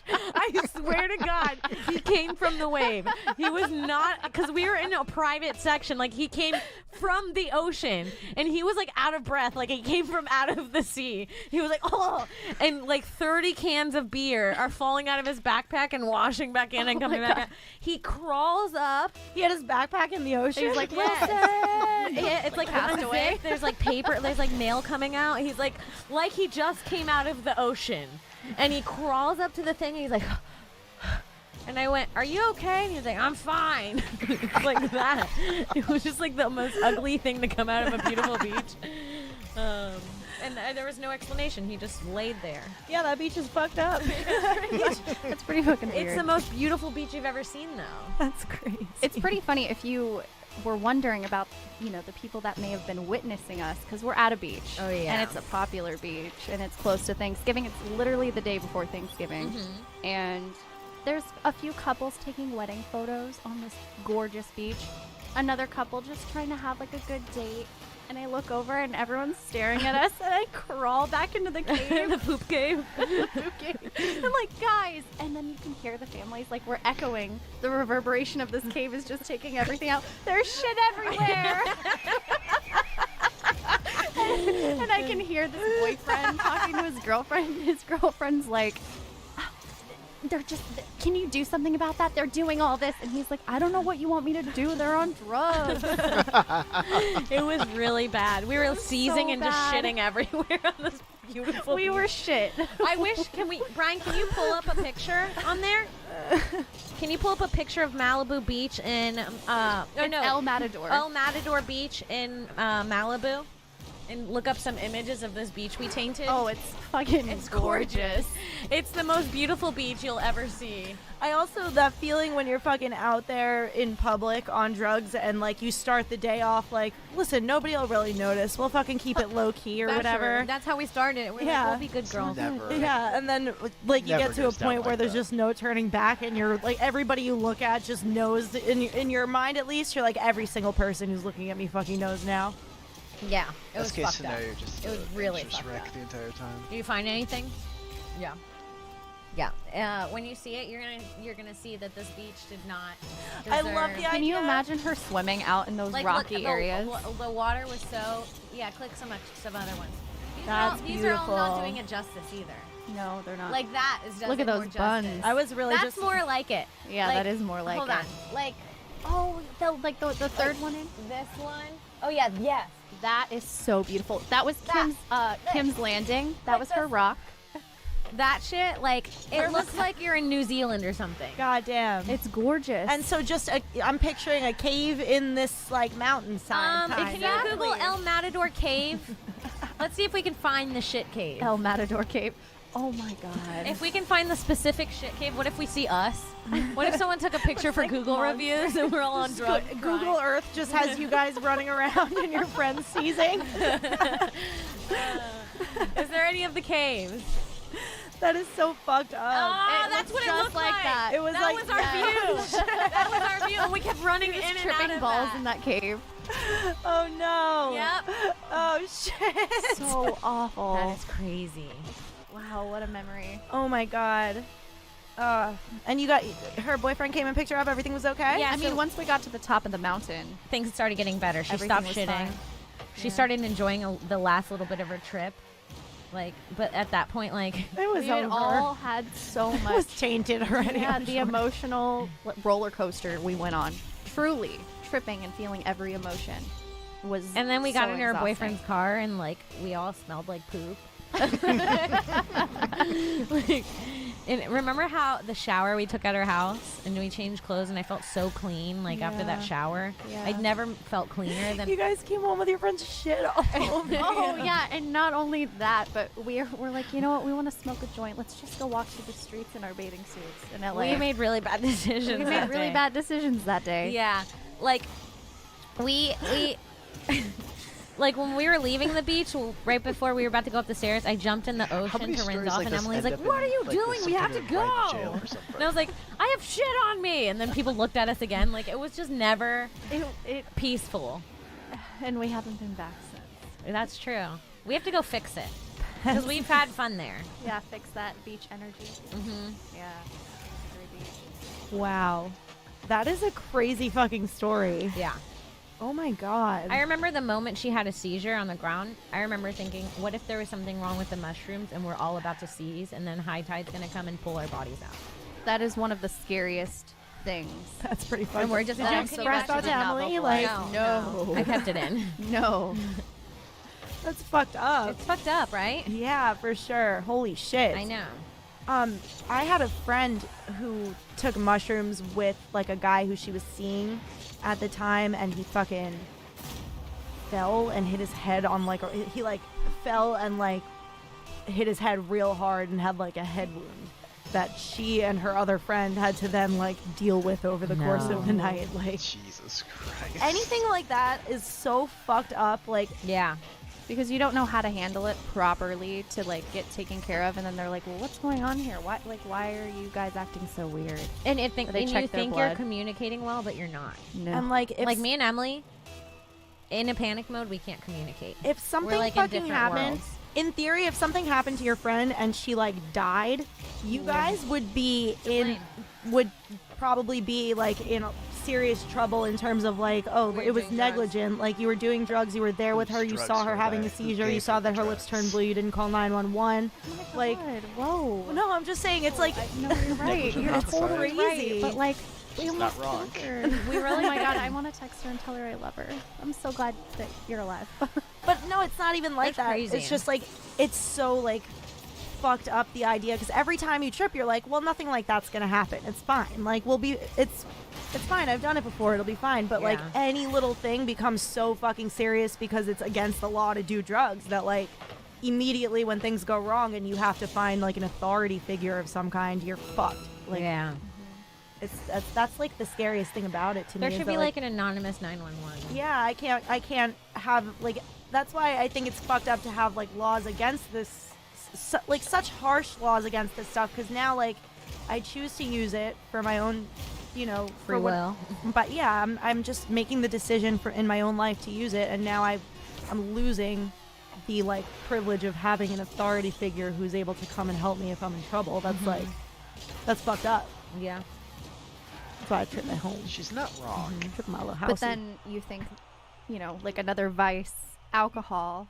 which will kill people. Like, you will die from drinking too much, and that's legal. Yeah, and if that's you're so fucked harmful up for and you your call the body police already. and say like, "Hey, my friend is, we all drank too much and my friend is throwing up," nobody's in trouble. They Right. they tell you, They "Hey, pump your you did the right stomach." thing." Yeah.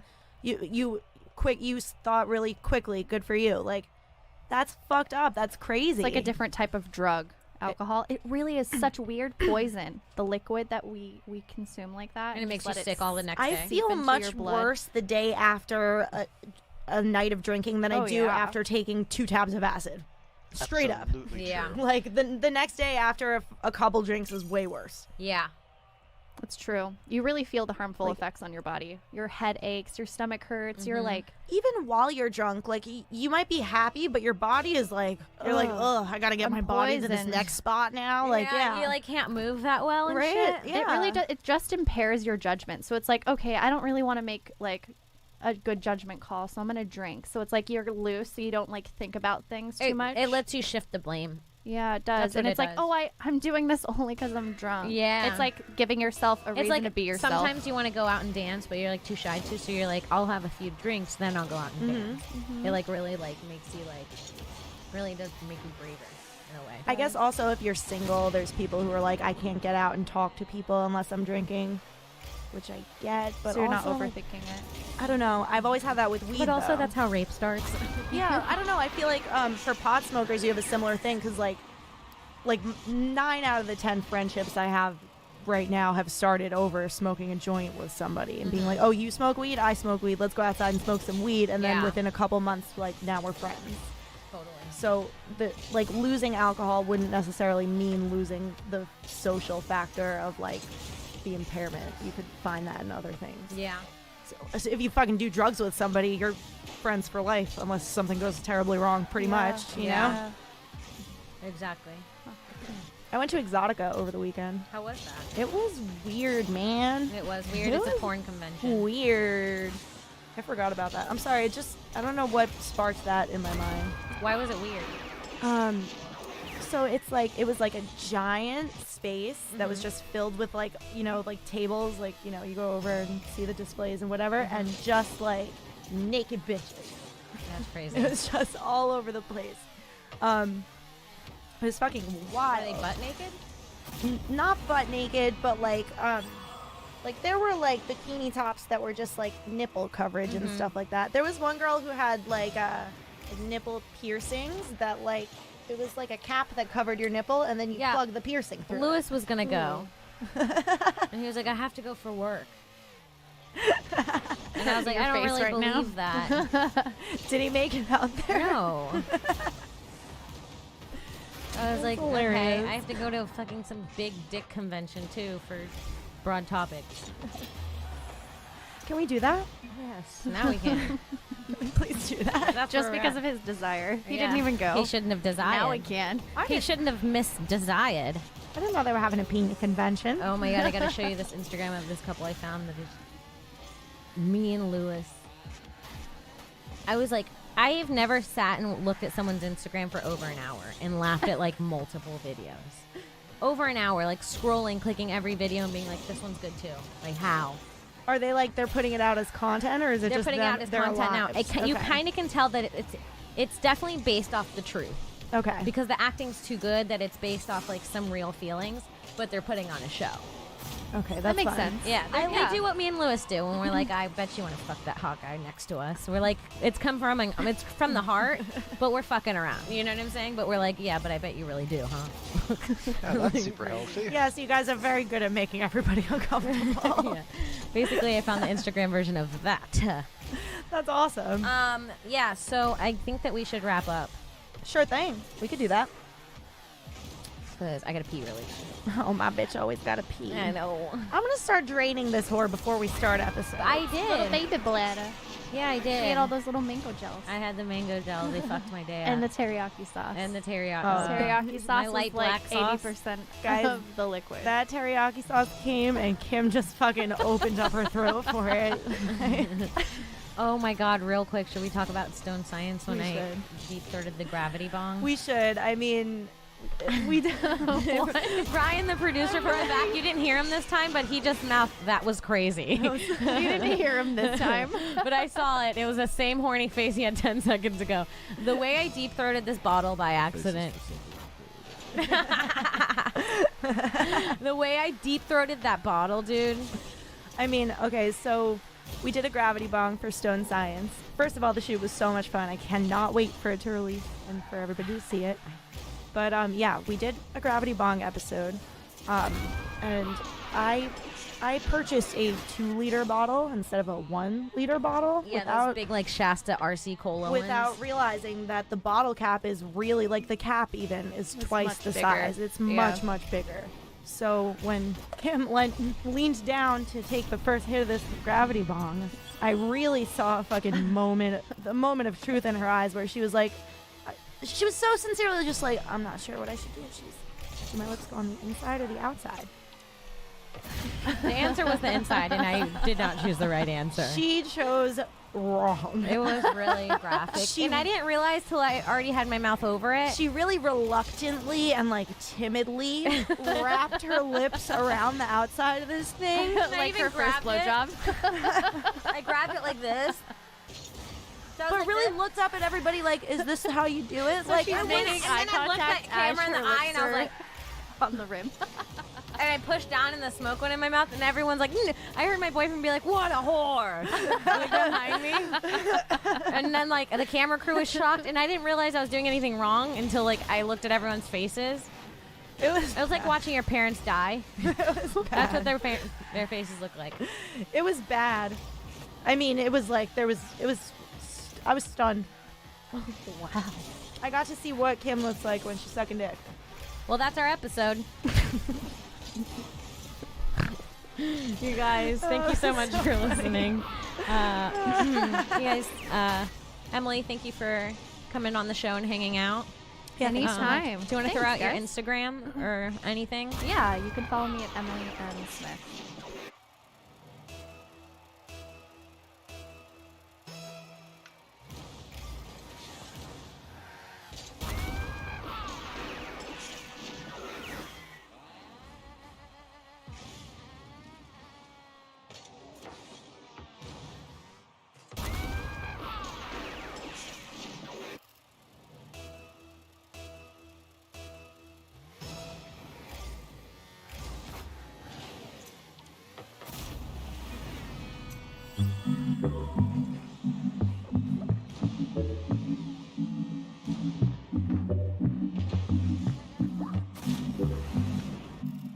Oh my gosh, let's get it popping, let's get it popping, let's get it popping. It's popping, bitch. I'm here. Whoa, little Alex in the house. Look, Alex in the house. Give us What a- you talking about, sister? I'm here. Give us a freestyle, little Alex. Boom, boom, Okay, boom, that's her own boom, beat, too. boom, Wow. boom. Well, my name is Alex, and I'm here to say. That's all I have. That's how every white person starts their raps too. And I'm here to say, because say is the easiest thing to rhyme with. That's all I've got. Me I like love. to podcast and I play all day. I like to podcast in a major way.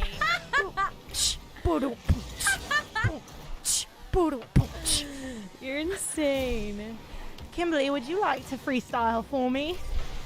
Coffee. No, I want to do a slam poetry. You're right. Slam bitch. poetry. Coffee. Hot brown. Working in town just like me. Here I come running to the streets. How do you like me? 2 creams. Wow. Chills. Chills.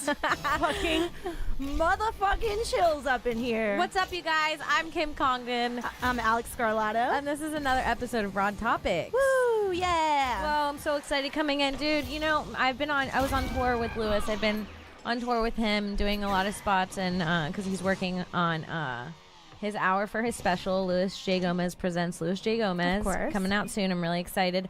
And every show, I think, every show, someone came out and was like, "Yo, Broad Topics." That's fucking dope. Which is really cool. That's so exciting. Because this Yay. podcast, you know what it felt like? In the beginning, it felt like it felt like a child you didn't believe in but you loved. You're like, they're not going to get out of my house. They're not going to like they're like awesome, they're creative, but like they're not gonna no one's gonna marry them. I'm the only one who thinks that they're special. I'll always be the only one who thinks that they're special, kind of thing. Yes. Okay. Yes. Okay. Yes, exactly that. Like I loved it, but I didn't think anybody else would see it. You look at it and you're like, oh, that's my baby. I gotta take care of my baby because who else is gonna? I've literally called this podcast my baby because I like love it so much. And then and now all these people are seeing my little child. Our child that we made. Yeah. We consummated a doing baby. proud things. Really that first day when you told me that you fucked that girl. Was that it? What was it?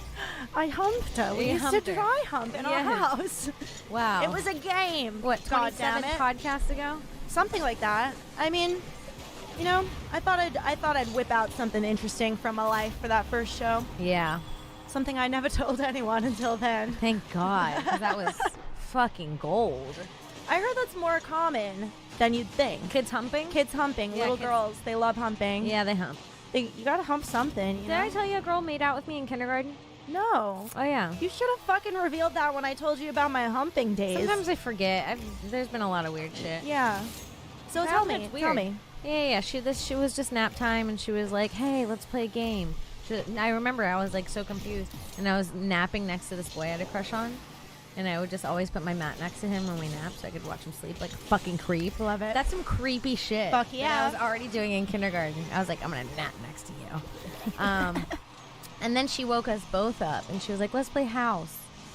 And I remember she went to him. And she was like, "You're the dad, and I'm the mom. We have to kiss." And I was like, "I'll be the baby." I remember we were like being quiet during that time. The teacher was like at the desk, Like doing pretending something. to nap still? Yeah.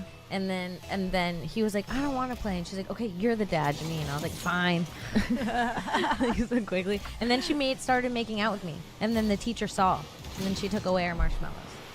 That's what you get, snack bitch. time. Yeah. That's what you She was fucking like, get. "You guys don't play like that." And I was like, "She made me." Y'all And gonna I remember fucking- being like, "She made me." Y'all This gotta swap spit in my class. fucking No marshmallows. bisexual kindergartner, like, she was like, "Not you, all right, you."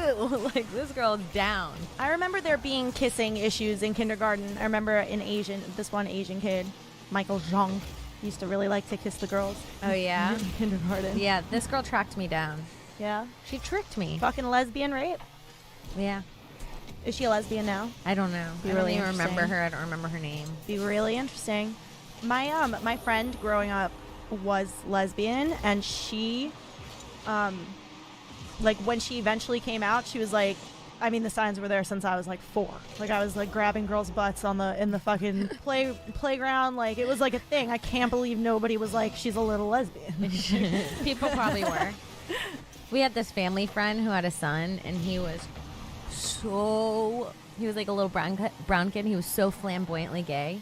Like from the minute he was born, he had like a list, and he like, "Mommy, I want the toast with the butter." He was like that. Like, I knew a kid like "Mommy, that too. I want the toast with the butter, please. I want the chocolate milk." Like that, and I was like, "This kid's a hairdresser already. Like he's already." Like he's gonna, Yes, gay. it's so weird. Like sometimes it's just in you, like It's that. just in oh my you. god, I knew a kid who in first fucking grade, dude, in first fucking grade, this kid used to come to school and be like, "My hero is Mariah Carey." Yes. And like, when we were all playing fucking games in gym class, he would stand on the side and cheerlead.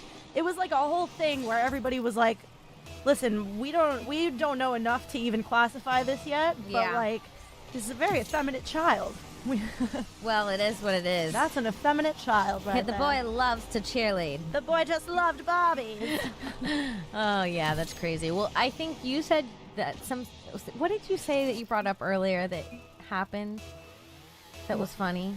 When? What happened? Yeah, when you were bringing up some of the topics we were going to talk about. The second one. Oh, okay. What was it? Oh, that over the weekend I ran into some people Oh yeah. who I hadn't seen in a lot of years, who I remember like very clearly, who I feel like probably had no I was like somebody in the background of their lives at one point. I feel like that about everyone I went to high school with. It was awkward, man. So my friend graduated law school and passed the bar, and it was her birthday, so it was like huge just day to like celebrate her. And her family had like a bunch of people over. And she used to work at my mom's law office a little bit, so like my mom is still pretty close with her. And I just wasn't even thinking of the connection when I went over there, because this is a person I just knew from the neighborhood and whatever. But I went over to her party. I like woke up like an hour before the party. I put a little bit of makeup on, and my mom was like, "You sure you want to go like that? Like you don't want to get like dressed up?" And I was like, "No, like it's it's fine. It's an afternoon thing. Like it's fine. I'll just go." And we got there, and then I remembered pretty immediately that this was the friend who I went to that Jewish camp with, where I got tossed home for having lice within a week. So you showed up like a dirty looking bitch, like still like a licey bitch. Literally, Kim, I didn't brush my hair on Saturday morning because I was just like, I like rolled out of bed like I ran one brush through my hair today, and it turns into shit in like a couple hours. Like whatever, I've accepted myself. But I go to this girl's party, and it's just like every kid from the bunk every person who I remembered from camp was there at that party. Alex. And I was there, and they were all just like there to support their friend, but I was there with my mom and dad. Like it was like a whole vibe. And I came there with my mom and dad, like just kind of like whatever, just black leggings and black sweater. I acquired glasses over the years. And oh no. And literally now you have dandruff, so you're just scratching your head the whole time. I swear to God, there was a point where I was sitting there just feeling awkward at the party and like noticed myself scratching my head, and I was like, just don't scratch your head here. Just don't fucking scratch your head here. Just don't do it. Just don't do it. And my mom, like, I guess wasn't even thinking about any of it. But there was a point where, like, I hadn't seen these girls in a really long time. My friend has, like, 2 younger sisters and whatever. It's been a really long time. Okay. So we saw them all, and I, like after I had kind of talked to each of them individually, I turned to my mom, and I was like, oh, my God, they're, like, so perfect. Like, I love them. They're perfect. And my mom was like, you'd be perfect, too, if you fixed your hair a little bit. I was like, I wasn't talking about physical perfection, but thanks. That's hilarious. I appreciate that, and I'll probably go home thinking about it tonight. My mom does thank stuff you. like that for me too. She's like, why don't you put a little? She'll pull out her own makeup in the car, and she'll be like, put some of my powder on. And I'm like, you bitch. We're going, but my mom's worse. We'll be going to like the grocery store. And she's like, can you put a little? And I'm like, no, I don't give a fuck.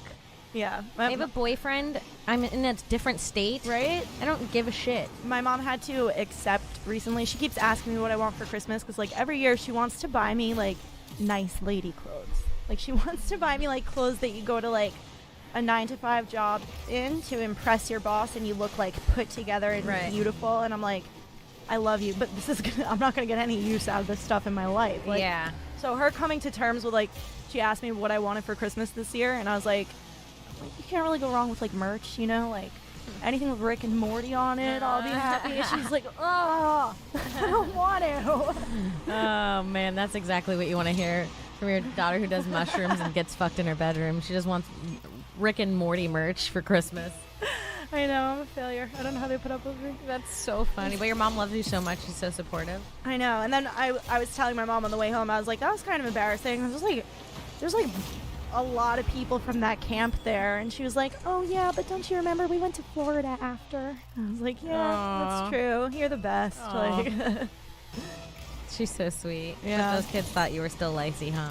Yeah, no, it was the point where I was like, I know all of these girls' names just from having like I wanted to be close with them that summer. Like I was about to jump into that experience. And I bet you went right back to that feeling. Yeah, like literally so true. I was sitting there and I was like, like these girls are all like, even they've had 10 more years to grow together as a clique that I just always wanted to be a part of. Blah. Oh man, they were just close. They were just cutting their fingers and sharing the blood on their fingertips. Yeah. And like looking at you like you're the weirdo. Like, would you take a picture of us? Oh no. Oh no. Did they ask you to take a picture? That didn't happen, but it like felt like I was just watching them take pictures together for social media, like across the room, and then like an hour later going home scrolling down my Instagram. And like, probably their bond started at camp the night you left. Probably the night you left, the camp counselor was like, we're gonna do bonding night. Like, and this is a thing that keeps us together forever. I feel like the summer that I was there, that was like they were about to fuck that summer. Like that was like their let's like make out with the boys summer. Like it would have been fun. It would have been fun. But alas. You got a lice. But a lice. I had nits. But a lice. I like that you got it 10 seconds later and then repeated it. It's the best thing ever. Fuck. Yeah, that sucked. And then I told you I never had lice in the first place. Yeah, that's even I worse. fucking went straight from the camp to the lice specialist, and they were like, "We're ready to sit You down." were wrongfully accused. They were like, "Bring a meal with you, because we're gonna be picking lice out of your hair for like 4 hours. You're gonna get hungry." and you're gonna get lice in your food. That's gross. All the lice are jumping out of your hair away from the shampoo into your fucking sesame seed bun. That's Whatever. disgusting. Whatever. It didn't take that long. 10 minutes. They were like, she never had lice. And I keep thinking, I was talking to my parents. I was like, on the way home from this party, I was like, I should have fucking let them cut my hair. You know the lawsuit we would have fucking had on our hands if I let them cut my hair? I was just 10 years ago just fucking getting mad. Oh, that would have been a good lawsuit, though, Alex. Imagine. Yes. Just being like, think she and was sent especially home just because making the she case that I doesn't, fucking love my long culturally hair, fit all that in. shit. And they fucking cut I it think off that's for what no probably reason. happened to the story. Has your hair always been long? No, I didn't grow hair. Like I This would had also like make sense. baby boy long hair until I was like 3.5 years old. So That's how my sister was, and we'd always be like, look at her ponytail. It's so cute. Because it'd be like it's one just little like, hair. yeah, it was just and like you know nothing. those little tiny rubber bands? It would be like a hair on top of her head till she was like 3. Yeah, my first like 3 years of dance or so, I didn't have enough hair to like pull it back into a bun for the show, so I just had a little like moppy head. And I think it gave me like a little bit of a complex because when I got to kindergarten for the first time, it was like my first time seeing other girls my age because I was an only child. And immediately the girls with the long hair, I was like, I'm gonna be her friend. That's the girl I want to be There's friends something about with. long Like, hair that's... It's feminine and like Have you ever gotten a shortcut, though, since then? I did once in high Did you school and I hate was it? so mad at myself about it. I was so Because your hair, mad. the way it drapes over your shoulders, I'm looking at it, and it looks really cute short. It's I people liked it. People like complimented me on it when I cut it You short. didn't like but it. I How was short just, did like, you cut it? I cut it like up to here, about. It was short. It was like pretty short. Yeah. Shoulder, a little bit above my shoulder. I'm trying to imagine it. But I wasn't. Have you always been the brunette, too?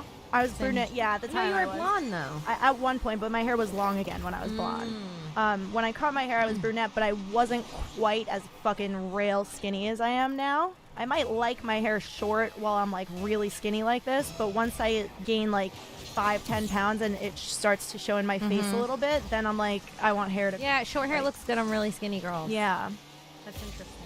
but I still wouldn't. I wouldn't do You ever see a fatty with a bob? Ugh. Blah. If you're fat, keep your hair long. Yeah, I mean, I also Fat girls have really beautiful hair. what? Yeah, I Like guess really shiny. It's always really shiny and really healthy looking. that is a general thing. and I think I've heard it's because they have a lot of nutrients in their body. It could be that, or it could be like Or the you're fucking fats. fat, so you have to take care of like the parts that you've still got. You're like, well, my body looks like shit, but like every night I'm gonna fucking could put my nev- shit in my hair. Like, Maybe. I feel like I know a lot of fat girls who are obsessed with moisturizing and like their hair Really? products, and I they're guess like, you're right. they're like fucking Nails. nail polish, and they're That's a good isn't that point. true? Yeah. Like all of the details, they're very like into. Well, god damn it, Alex! Just spot right, damn on. Yes, and yeah. And yeah. I understand the mind of a fat girl. Wow. Gotta preserve what you got going on, sister. Yes, sister. Yes, you do. I get that. I am the opposite.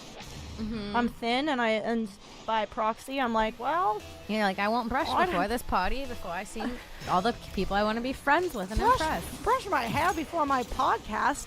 I'll be moving the car while Kimberly puts makeup on. I know. I was like, I'm not doing my makeup until I get there and have a moment to breathe. I do that all the time. Yeah. I come to work every morning with just completely nothing on my face, and over the course of several hours, if there's You add on a little confidence every few hours. just every few hours, and there's like people coming into the studio, people you would want to fucking look good for upon entrance, where I just look over my shoulder with like makeup brushes in my hand and fucking I think one time they had a contour all over my billionaire in face. here, and he was pretty good looking, and he checked me out. I watched him check me out twice, and I was like, what up? I was like winking at him in front of Lewis. I was like, what? It's a billionaire. What? Yeah, people are like coming in, and I'm literally just still in the process of putting makeup on. And I'm like, hey, how are you? I'll look better in 5 minutes. Sorry. Yeah, it happens. Fuck it. Yeah, it's hard to keep yourself put together. It's a lot. Your friend Emily is a prime example. She spends I mean, so much time, though. when she left the studio last week, I felt 10 points worse about myself. But Emily spends so much time taking care of herself that sometimes I'm like, is it worth it? For her, Bitch, you're gonna die one day anyway. yes, it's like hours and hours a day. Yeah, that's But a lot. she's like, it's like moisturizing, putting hair stuff in, teeth whitening. She'll but then like, when you look at her, she'll- you're like, okay, maybe it's working. no, Maybe. she doesn't sleep. This is Emily's schedule. Emily's insane. She's the perfect girl. She looks like a perfect angel. She'll get home. Angel, it's She'll crazy. get home at like midnight, and I'll be like, I'm gonna take a shower, brush my teeth, go to bed. That's my thing. And I'm like, take a shower, brush my teeth, go to bed. I'm just gonna give you my thing in the meantime because I'm just one notch lower. I'm gonna smoke a couple bong packs, watch TV, try to fall asleep. Yes. Okay. Nice, healthy. And then Emily is like, yeah, me too. She goes in the bathroom. She does a facial mask. She leaves it on for 10 minutes because it's got to dry. While she's doing that, she's like whitening her teeth, and then she's using like charcoal and then like fluoride-free toothpaste, and then she has like an afterpaste for her teeth, and then she like takes off her mask. It's like she deserves the face she has. You know what I'm saying? Like She takes off her mask and she's just glowing. it's in no, her and then but she's light. like, that's just the first mask. She'll go like, it'll be from the time I get home at midnight to the time I go to bed will be maybe 1 a.m. Her is like 3. It's like a lot more time. And then she's up at like 6 making like organic tea and like breakfast, and like she has like when I stay at her admire house, she'll make me like this big beautiful breakfast and then have like my vitamins laid out, and then it'll be like a juice, and she's like, this is fresh avocado toast. Nothing came from animals. Like she's like perfect. That's amazing. I don't know how they do it. She's so healthy, it made me throw up. One time she made me breakfast, and I made me, like, it was like tea, avocado toast, vitamins, and I had it all, and then I got sick that day. And I could tell it was from the vitamins. I was like, it was too much health in one day. I was like, I masked, I flossed, I charcoaled. I was like, Your body was like, we don't know what to do with all of this. it was too much fucking You've health. got toxins in here, bitch. Yeah. Bro, chill out with the health. You got to do that slow. Oh, fuck. I say if you're trying to get healthy, take your time. Don't go straight to vitamins. It's fucking crazy out here. Take your time for real. But yeah, like I said, Emily deserves the face that she has and the body. Yeah, it's 'Cause amazing. she works really hard on it. I don't know how the fuck you like. I could look so much better if I just worked a little bit harder. I mean, But I don't have time. I'm tired. it's something that I say. I mean, I say it around the studio a lot, and everybody's like, "Shut the fuck up. We don't want to hear it anymore." But like, it's true that like everybody. We should pick a 30 days Yeah. where we eat healthy. Well, as I understand, there might be a gym membership coming to these Gas Digital employees here in January. Maybe I can squeeze one in. If you could squeeze one out of him, it'd be great. We could be gym partners. Oh, shit. Because I really am in this position, and it's not like I don't mean to brag. It's just a fucking fact of the matter. As a very, very skinny person, it's like I just have to I feel like I just have to do the bare minimum of working out before I start to look good. I don't have Yeah. to go through the like a couple months process of like losing fat, which is usually the hard part before you're like, I look good now. All you have to do is gain I muscle. need to build just the slightest bit of muscle, and I would feel different. I would like have a bigger appetite and actually be able to eat 3 meals a day and like naturally gain weight like healthily. Yeah. I'm trying to do that. I feel like it's like a fucking. I wish my problem was that I needed to gain weight. Oh, God, would that be so fun? But the issue is then like, you know, you're like, oh, I need to gain weight, and then I convince myself and I like go down to the deli and buy a fucking bag of Tate's cookies, and I'm like, this will help me gain weight, and I eat like No. 6 of them, and it's just gonna fucking if I go was to you, the I would be ugliest eating spot. the heartiest sandwiches every day. Like, a that's what I should big, do. Fat like a hot sandwich with melted cheese and like shit on it every day. And like Sounds good. a sandwich and like a side of like, even if you got sweet potato fries, it's better than like, Then it's like kind of healthy but also kind of fattening. right. Like I'm in this weird position where I want to gain weight, and then I also have to be careful about I being wish healthy. I 'cause had I've your never problem. like been healthy. I have to not eat sugar for 30 days because I've been binging on like a lot of food. I'm getting fat. I feel like at this time of year, it's really hard to not just ignore everything and be like, I'll start in January. Because the holidays are here. Like, Yeah, fucking- but right now it's just like hard. right now if you do it, the best part about doing it right now is by the time it gets hot, you're already ready. You're bathing suit ready. You're like, you look good, you feel good. It's summer. It's getting warming up. You have energy. yeah. You know what I'm saying? Like, you're already miserable in winter. Double down, diet and work out. Yeah. Fucking just push through. Winter's the time to do it. I did it one winter. Last winter, I was like, I worked out the whole winter. I worked out 5 days a week. I did kickboxing. I had no sugar, no carbs. I did it all winter, and it was like the most fit I ever was. Yeah. Yes. No, 2 summers ago. Yeah, 2 summers ago. Last summer I was just regular, but yeah, 2 summers ago. And I remember feeling Last so summer I good was going just into summer and being regular. like, I don't have to work that hard to be comfortable in summer. Right. And it was like I was sweating less and like, I just need to care more. I need to start caring more. me too. It's like on and on. I have fucking little fits of like caring. It goes like that with work too sometimes, where it's like I have a day where I'm like inspired. And I'm like, okay, this week's gonna be the fucking week, man. I'm gonna do everything I'm supposed to do and 900 other things. And then like that feeling fades so fucking quickly. Like you have to like, it's so hard to keep yourself in that like, I'm crazy motivated to do this Totally. thing that like I'm setting my mind to right now. It's There's- not gonna change ever. This book I'm reading right now, it's really, really gay that I'm about to say this, but it's called The War of Art. And it is all about like how the thing that like is constantly there and will never leave is the feeling of resistance. Like, and it's always like, and it's overcoming that is how you get anything done.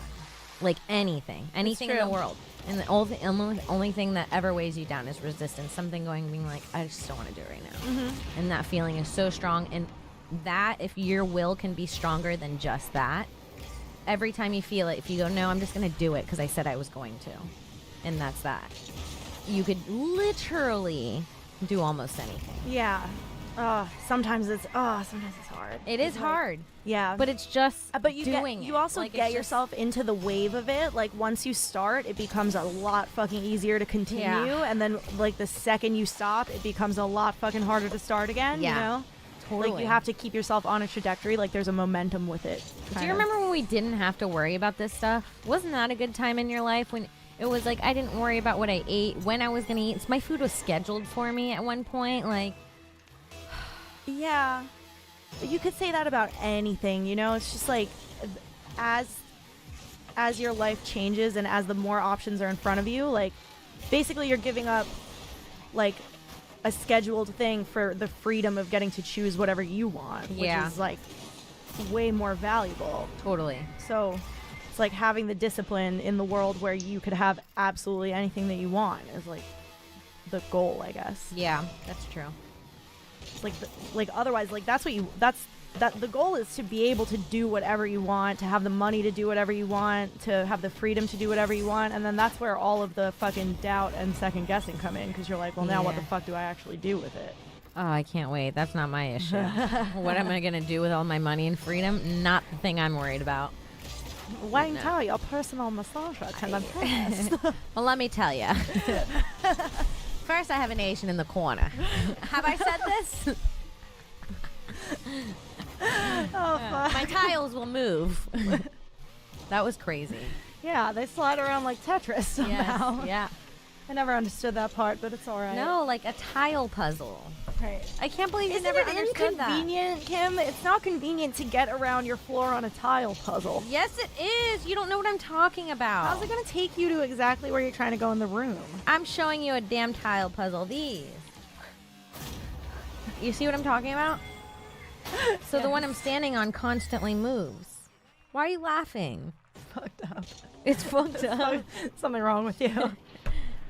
One of these. Here, go show the camera. She wants to move on a tile puzzle so that the one that she's standing on always just shifts, and the image, I'm assuming, takes on different forms as you move about the room. You see it? They Do you see it? We've all played these things. They're the most Well, fucking, bitch, you didn't know. most fucking Don't boring. get all cocky on me. We all played these. I You just didn't know. don't get how it's the most convenient way to get from A to B inside of a fucking room, Kim. I really want to crack my back, but I'm scared this chair is going to fall backwards. Can you hold it? I can, yeah, sure. Let's take a chance. Hold it. I'm gonna hold it this way. Okay, I'll hold it with my feet too. Okay. Crack. Oh, wait. I gotta Crack go further. That's scary. bitch.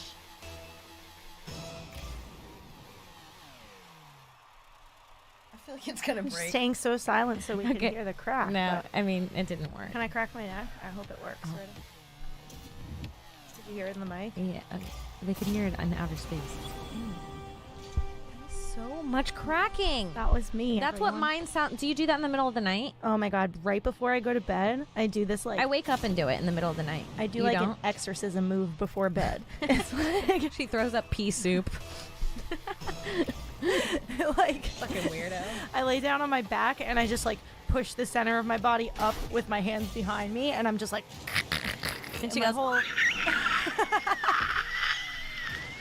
and then the my souls of her parents go into her body. my head turns around fully twice. And she just cracks herself and then goes to bed. Feels really good. It's like yoga, kind of. You know? You're a sick bitch, Emily. I'm sorry, Alex. That's okay. I'm flattered. Flattered beyond words. This is like her night at camp. Oh my god. Finally. Yeah. What else is new? I don't know. I had a bit of a strange experience last week. Stranger than your nightly exorcism routine? I don't know. Hold on. Why are you looking around all weird? Did you not hear a little glitch in the headies? No. Okay, then good. Maybe it's part of your strange experience. Maybe the gods are talking to me. Oh, God. But yeah, it was a bit of a strange one, but it doesn't really have like a big punch at the end, but you could just imagine how strange it was, right? Okay. So my grandmother moved in with me, with our family, like 2 years before she passed away, right? Right. And my mom's coworker, her associate at her law firm, Okay. started renting my grandmother's house from us, like around 2 years ago. So he lives there with his husband, and I hadn't been there since. Your grandmother let a gay in her house? I don't think she knew. Anyways, They kept it from her? I hadn't been there in like 2 years, and they invited us over for dinner on Sunday, which was Okay. great. Okay. But it was like a weird day. My dog had died that day, which was really sad. Which, on like off to the side, like thanks so much to everybody who reached out to me about my dog and shared stories about their dogs. It was like really sweet, and it really helped me to feel better. I appreciate all the fans of this podcast a lot. That's sweet. But yeah, so it was a fucking weird day, and I went over there, and I just like wasn't thinking about the shock of like walking into my grandmother's house and having it totally redecorated by these two gay men. Oh, yeah. Okay. And so we just went over there, and we smoked a really fat fucking joint with like my parents and their gay friends. Okay. And everybody got really high, and my mom's friend's husband strapped an apron onto me and fucking made me help him cook the catfish. And I was Okay. just like half in tears because I was in my grandma's house and like my dog and all this stuff and trying to enjoy this gay party. And I don't know how else to describe it. It was just a weird day. That is a really...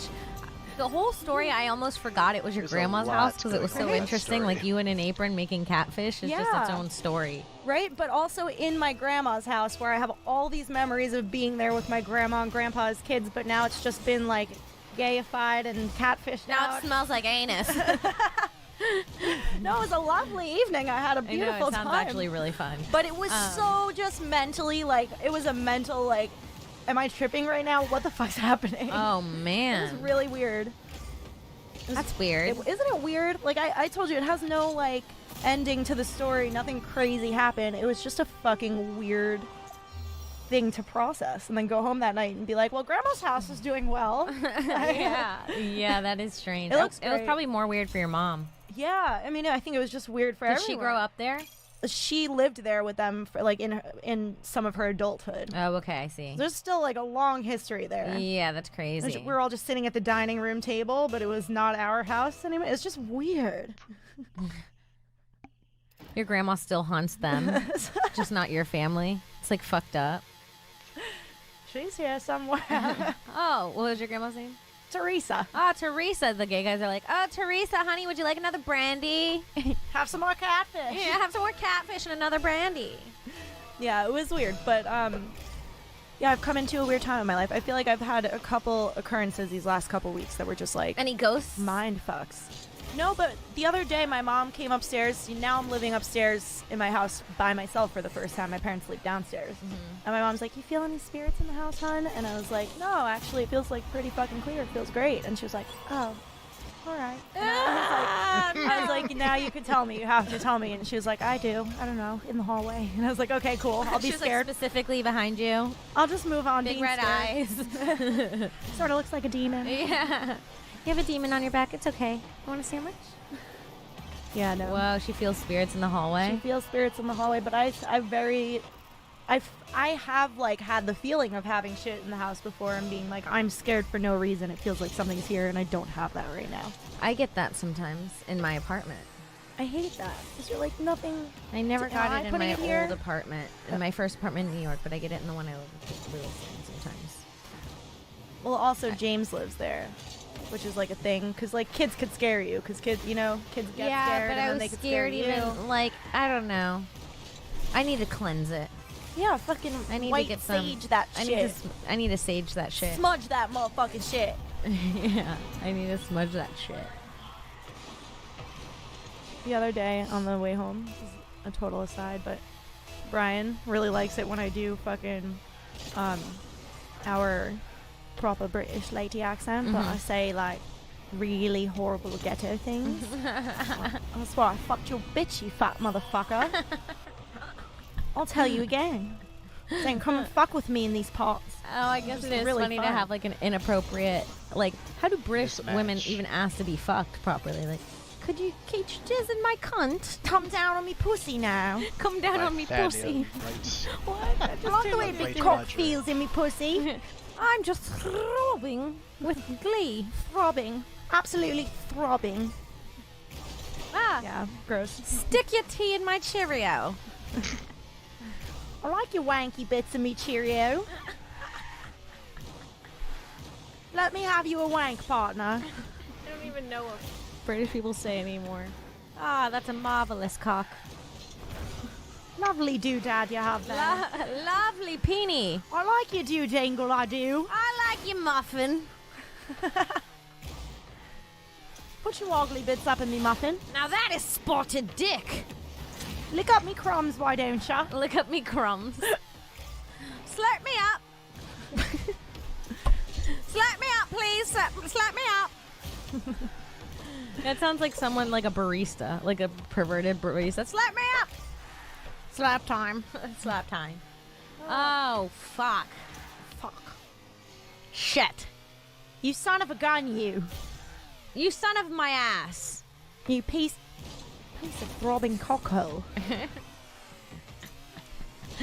What time is your meter up? Uh-huh. In about 10 minutes, Okay. I've got to move me car. Alternate side parking in New York can suck its own fat, stupid dick. Yep, that's true. It sucks. It fucking blows. All It's kind really of hard. traveling in New York stinks. It's It's all so not good. It's so expensive. Did you Everything's see expensive. the video of the race car driver, the chick that crashed her car? It was a chick. Yeah. I saw the video and I didn't hear any of the details. Now I'm bummed. Yeah. Now I'm all bummed The out. video is crazy, right? Yeah. It looks pretty fucking fucked. Yeah, it's fucking. When I saw that it was a girl, I was like, all the guys are gonna be like, of course. That's why you don't let a lady into NASCAR, whatever it is. Should have been on the sidelines, pumping my tires full of air. Should have been cheering me on. Should have been getting ready to spray champagne on us after this in a bathing suit. She could have been giving me roadhead while I was winning the race. Little lady, why don't next time you come sit next to me instead? Watch Big Daddy drive. See how a pro does it. Well, I knew it. The second they gave them rights to vote, that this would happen. Soon as they handed her the keys, I said, "Pretty lady, you ain't gonna last a minute in these parts." The only thing a lady needs the key to is the car so she can go to the grocery store and pick up my groceries, make me a hot dinner for when I get home. Linda, you hear that? I want a 6-pack and a big fried chicken when I get home. Goddamn right. It's kind of fun being a man. I want to boss a woman around. Imagine. Linda, I said do it now. Imagine fucking a girl with your big hard cock. Yeah, right? I feel like that's the part of being a guy that I'm like, oh, come on. You get to fuck a girl with your dick? That sounds great. To fuck something. To fuck something with your dick? Like, you guys are lucky. Any guy Your listening, dick just inflates and then you stab another human with it. It's fucking nuts. you get to fucking puncture this bitch with your You dick. get to puncture someone and get pleasure out of it. What? Lucky you. We're the punctured. Can you guys fucking take some... We are the world. We are the puncture. We are the women with vaginas that get stabbed. That get stabbed. All right, ready? Start over. We are the world. We are the world. We are the puncture. We are the puncture. We are the women that get stabbed in the vagina. Oh. It's not easy, you guys, being the puncture. We're the wound. Isn't that crazy? No, really, it does seem like way more satisfying to just fuck a girl with your peen. It seems more satisfying to fuck than to be fucked. Yeah. Yeah. Right? Yeah. We have to like open up and let you in. I think we're lesbians. I think this is us coming out. Yeah, also with vaginas you have to deal with men, which is like kind of gross, right? But then also at the other rate, it's like a vagina. No, I mean, I definitely...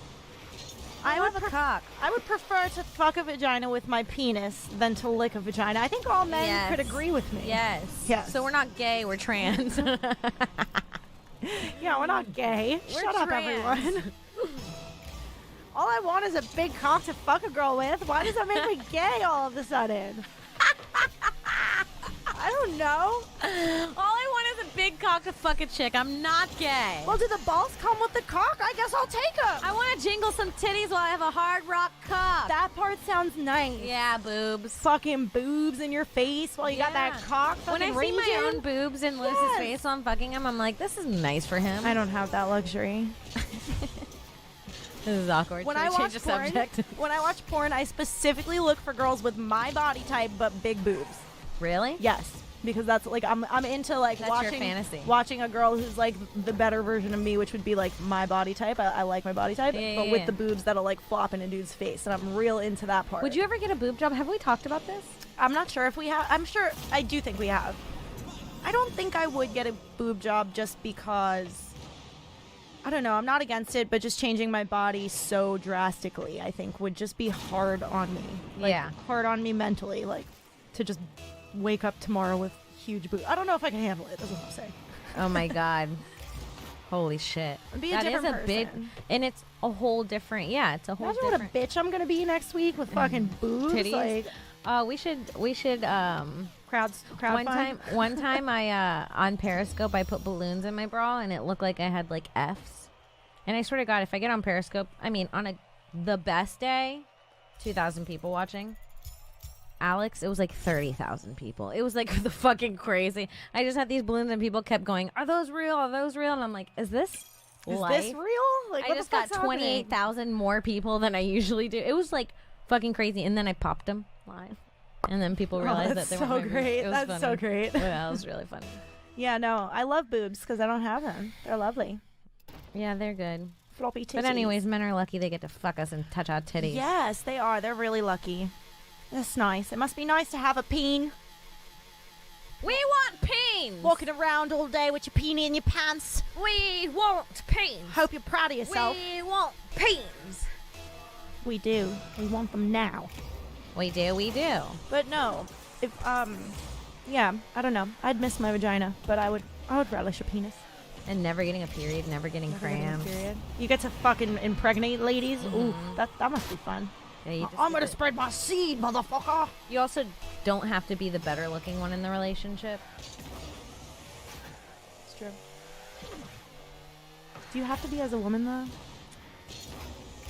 I think more often than not, that's how it goes. Is that the woman's At least better-looking here, one? yeah.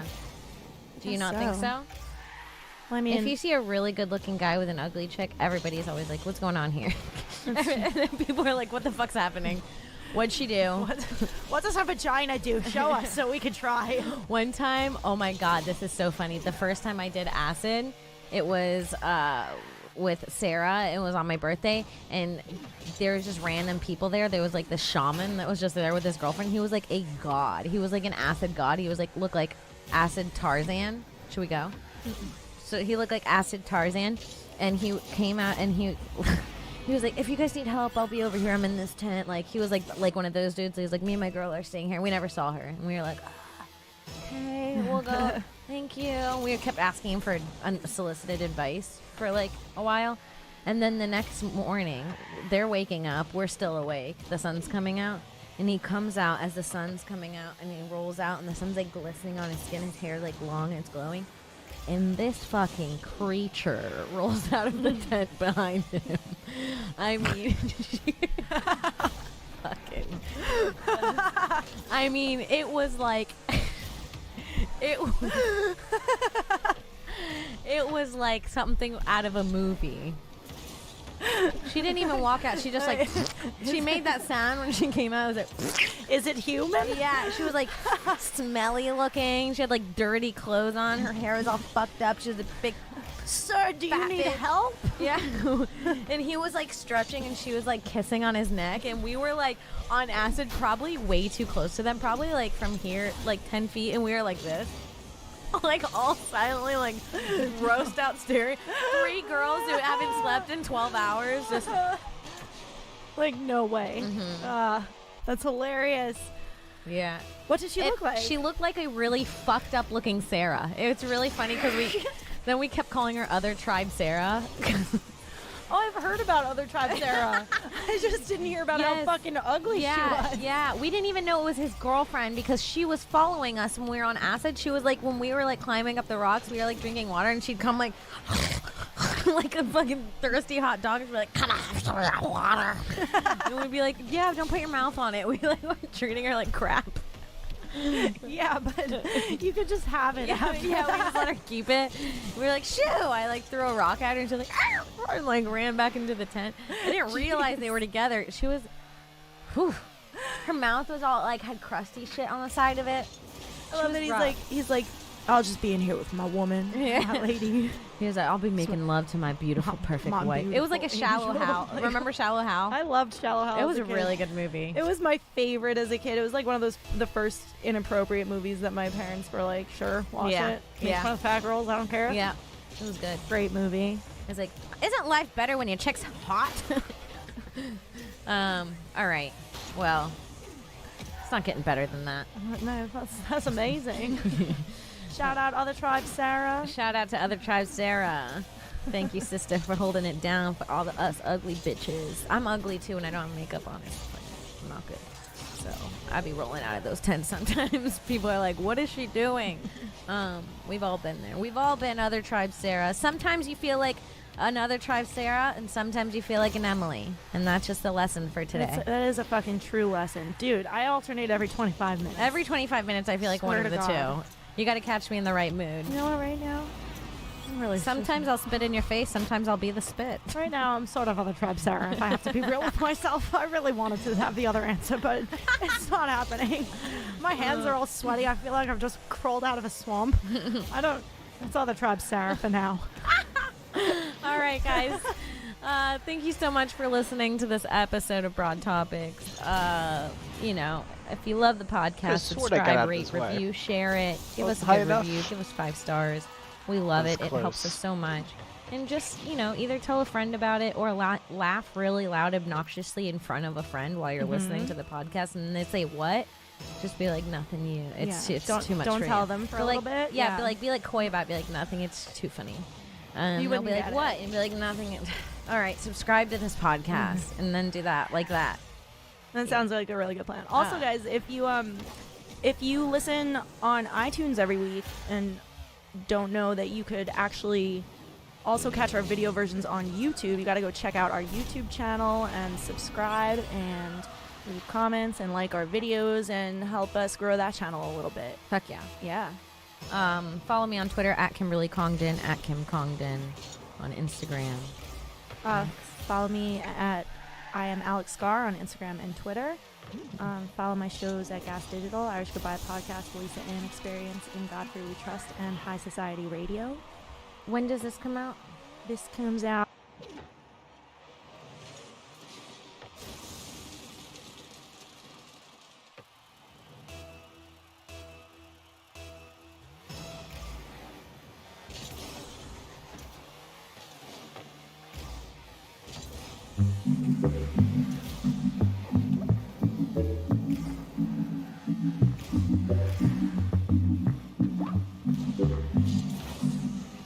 Good morrow. Good morrow. Good morrow. It is me, Timothy the Third, Timothy J.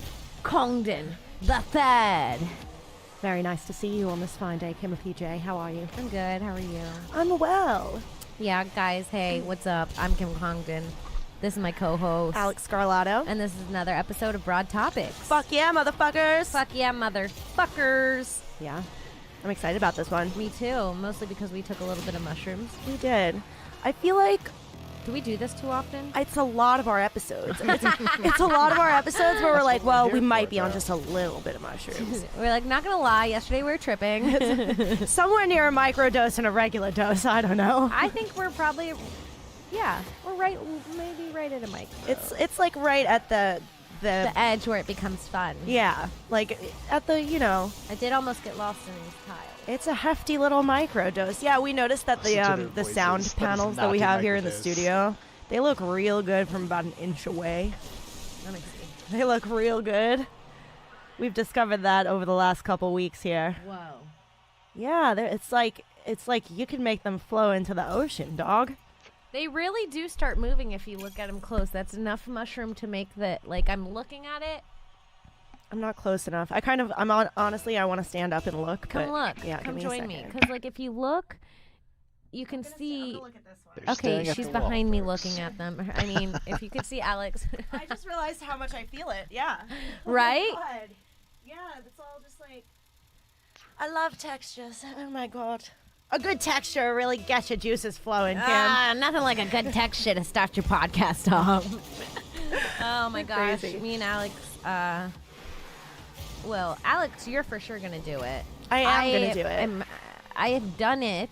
I was the to a person certain who extent. started this initiative, actually. I'm so angry at you I'm sorry. for bringing it around and even like having me have to like question whether I'm going to do this or not. You know what I mean?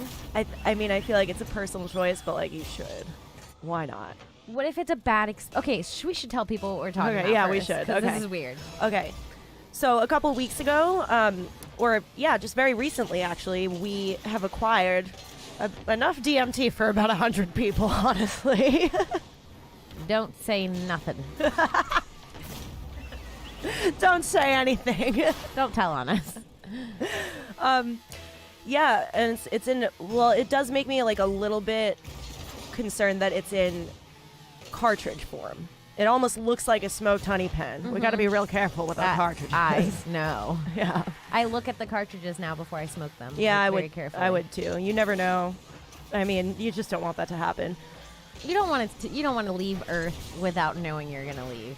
No, I've been nervous. I mean, I thought when we ordered them, I thought that as soon as I got mine, I would be taking it. I thought you would have done it last night. Yeah, I thought that the day that it was in my hand, I would have done it that day. And then when I got home last night, I was like, I'm nervous. Like I've never done DMT before. You know what's crazy?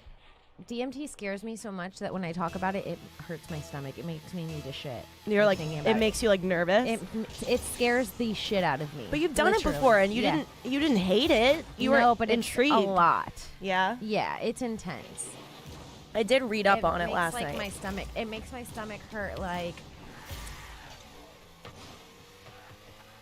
when you were like, what grade did you go to middle school?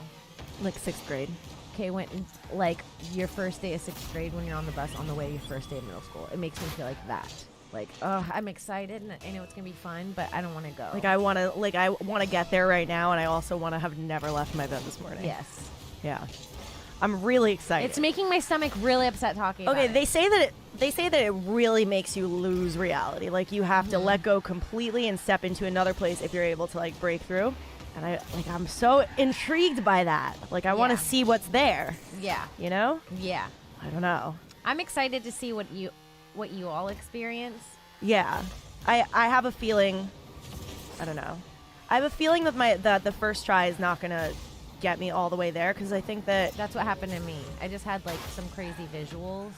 I've been reading up on the cartridges and they say that like you have to like inhale, hold your breath, exhale, and inhale again, like immediately, like get as many hits in as you possibly can before actually like breathing air again. You pass out. But also like I'm assuming that once you take the first hit, you're kind of like it's starting to hit you and you're coming up. So I have a feeling I might like chicken out. I might chicken out on the second hit and be like, no, it's not like that. It's not like it's coming up. It's like a bang. You're not there, then you're there. oh, you didn't feel anything at all, and then all of a sudden reality is just. I remember okay. like I was hitting it, and I was like nothing, hitting it, nothing, and I hit it, and when I blew out, it was like this. It was like if my brain released a warm blanket, and it was like all going over my body. And That then I sounds remember scary. I gave Lewis the pen, and I was like, it felt like I was dying, and I was like, it's okay, like that, like it was that. you feeling. let go. Yeah, and I was like, it's okay now. And I was holding Lewis because I was like nervous. And I was like, I want to hold you. And then as soon as that came over, I like let go of him. Wow, that's fucking crazy. Yeah. Did you used a cartridge your first time too? Yes. And it worked. I didn't Yes. realize that. Okay. Because I know that when you don't use a cartridge, it's like a whole thing. So you can't burn it. You have to like heat it. Yeah. I'll fucking start a fire in my house. I know myself. Yeah, it's a whole thing. I You can't have to be do that. careful. I can't be fucking around with fire and hallucinogens. No. Yeah, I think it's better with a vape pen. It's just easier. You can drop it. You don't have to hold a lighter in your hand. You know what I'm saying? Did you go into it with an intention? Not to die. To come back out. I'll be back in 15 minutes. No. It's crazy. It legitimately makes me sick to talk about. I don't know why. That's it's crazy. the only thing in the world that makes me like this. We were talking about that yesterday. I don't know if you were here when, like some people, if you just, at the sheer mention of cocaine, they're like, I have to shit now. Well, that's because Like- cocaine is cut with things that makes you shit. I know. And that's like your body connecting that. DMT doesn't make me shit. It makes me so nervous. That's crazy. Like more nervous than anything. And you have no desire right now to do it again I because it do. was so wild. I would say my desire to do it would be it's about at 35%, which is Okay. pretty high. Pretty high, but also like not high enough to just do it. Yes. I get that. Yeah, I feel like I got to prepare for it a little more. I want to be really comfortable with it when I go in, because I want to have a good time. Right. That's why I didn't do it last night because I was just like, something felt like this isn't the moment. Like I just didn't feel right. Yeah. And I figured at one point this week I'll be just chilling and ready and just sit down and do it. I watched a Spirit Molecule on Netflix. No, on YouTube, and it was really interesting. Have you seen it? But I've heard about it. It was really good. It was basically saying that, like, I might have this wrong, so, you know, fuck you guys if you're like, no, she's not right about it. But it was saying, like, DMT,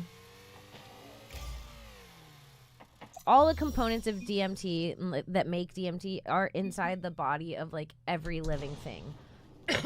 That I knew. Literally, like bananas, fucking Like, anything alive. grass, has the everything has molecules, it. Yeah. Yeah. And like it was like a bunch of scientists and like doctors and medical professionals and like people that have done their research, and they were all saying it's the one like language code that we all have in common. And it's the one language that we can all speak. Is it, in a sort of sense? as it's unfortunate we can't look stuff up, but as I understand it, it's only present in like life forms. Like Yeah. you're not going to find it from like a rock or like No. anything that's like Anything alive. Yeah, Yeah. it's got to be. So like even that in itself, just imagine this chemical that makes you fucking feel like you're traveling dimensions, and you know that it only comes from life. Like that's a fucking weird concept. And it was interesting because of the fact that, well, it started with people started doing DMT through ayahuasca. And they were saying in the documentary that it's interesting that ayahuasca was so readily available, like in the jungle and in the woods, that it's almost like DMT was meant to find us. Like and it's like in the fact that our body has receptors for it, and like you can't really overdose, you can't die from it. It's like it's almost.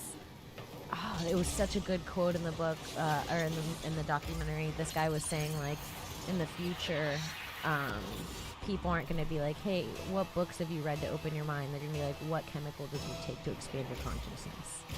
Like, that's going to be, like, the difference. That makes so much sense to me, though. Yeah. Because it's really... When people say that mushrooms or acid change you, they're right. But they're wrong in the way that it changes you. Like, it changes you in a way where, like, your mind's more open. It doesn't change you where you're, like, a kooky fucking weirdo. Also, your mind is, like, ready for things, if that makes sense. Like, I don't know how else to describe it, but, like, things that might have bothered you or whatever, just by, like, placing yourself in this fucking, like, crazy sensory world where, like, you're gonna be bothered and fucking... And, like, breaking down that barrier, I feel like it's just easier to get through regular life once you're used to that, you know?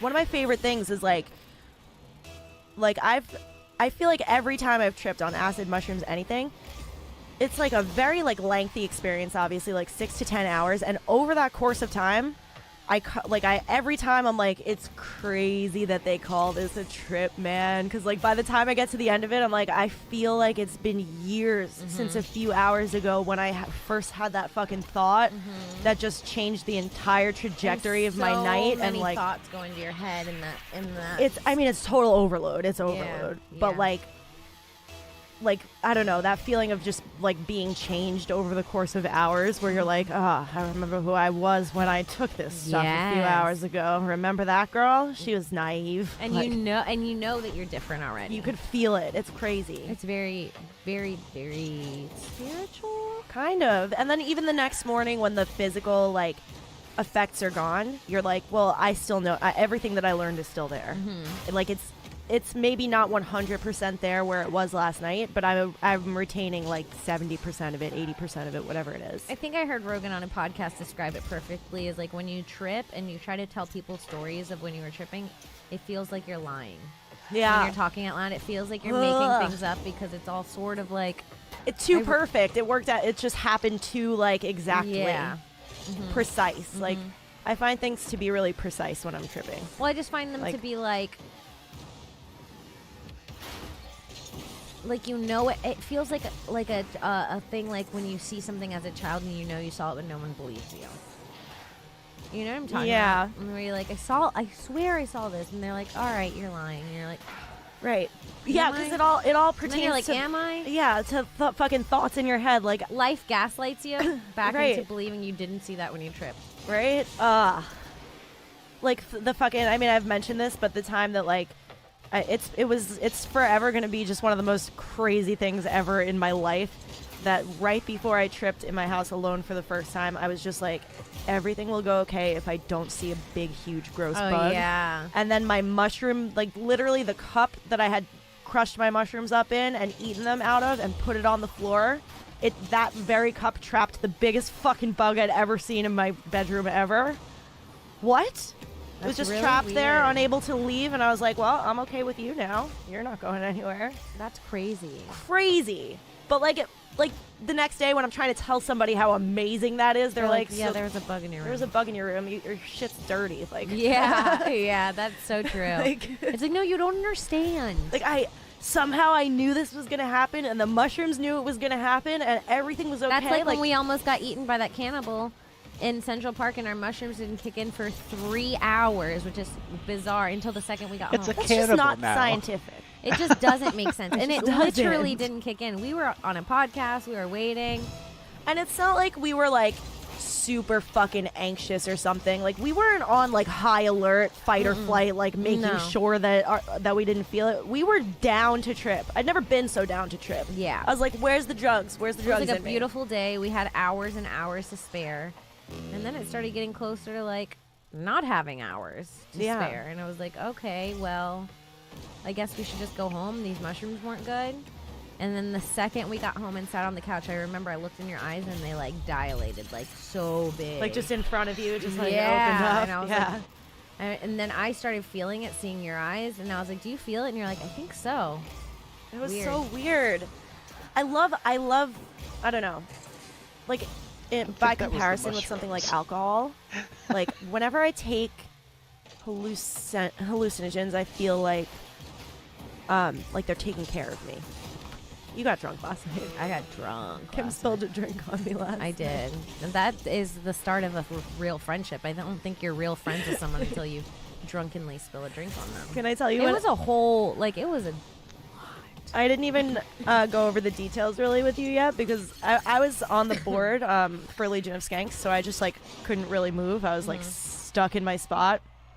Kim spilled an entire glass of whiskey on me. It was just like so much. It was a big glass. It was a big glass.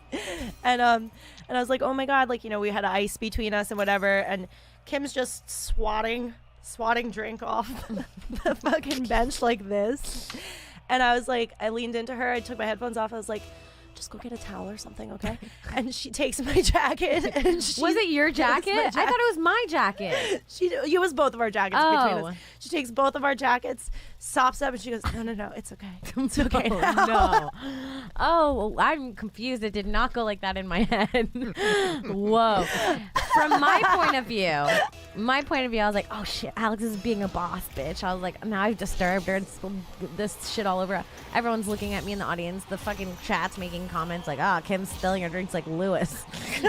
and then so I Couldn't be more true. I saw you sort of pick up your jacket to move it, and I thought you were going to go wipe it up with your jacket. This is what happened in my head. And I went, no. I'll do it with my jacket. Because I was like, if anyone's going to sacrifice their jacket, I spilled it.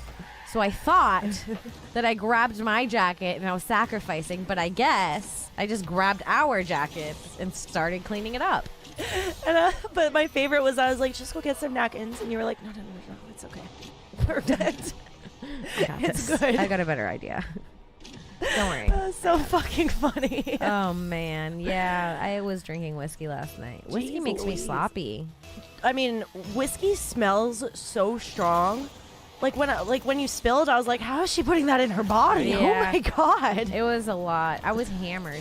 Lewis gets so mad if I like. He's so funny. He's so maybe abusive. He gets so mad if I just like. Well, you heard it here first, folks. No, you didn't. He gets so mad if I like go to sleep without him. Isn't that weird? Like I came home last night. Is it true? That's horrible. I came home last night hammered. I couldn't wait to get home. He makes me go to the deli with him first. I'm all drunk. I wake up from the cab. We still have to go to a deli. It's like always a thing. There's always a pit stop. There's never like just go home. Okay. So we go to the deli. He gets his fucking whatever. We go upstairs. He goes to the bathroom. I go into the Lewis room. shopping for diet foods at a deli is like a scene, first my of God. all.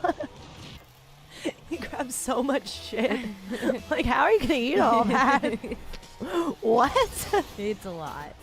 It's a journey. Okay, so he's got all his shit. So, and he goes inside, he's selling stuff. I'm just drunk. I jump into bed. Like, I jumped into bed, left my phone in the living room, and it just passed out.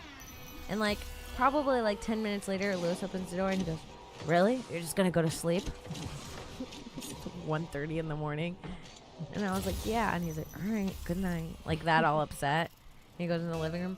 5 minutes later, he comes in and he goes, really? He was, like, upset that I committed.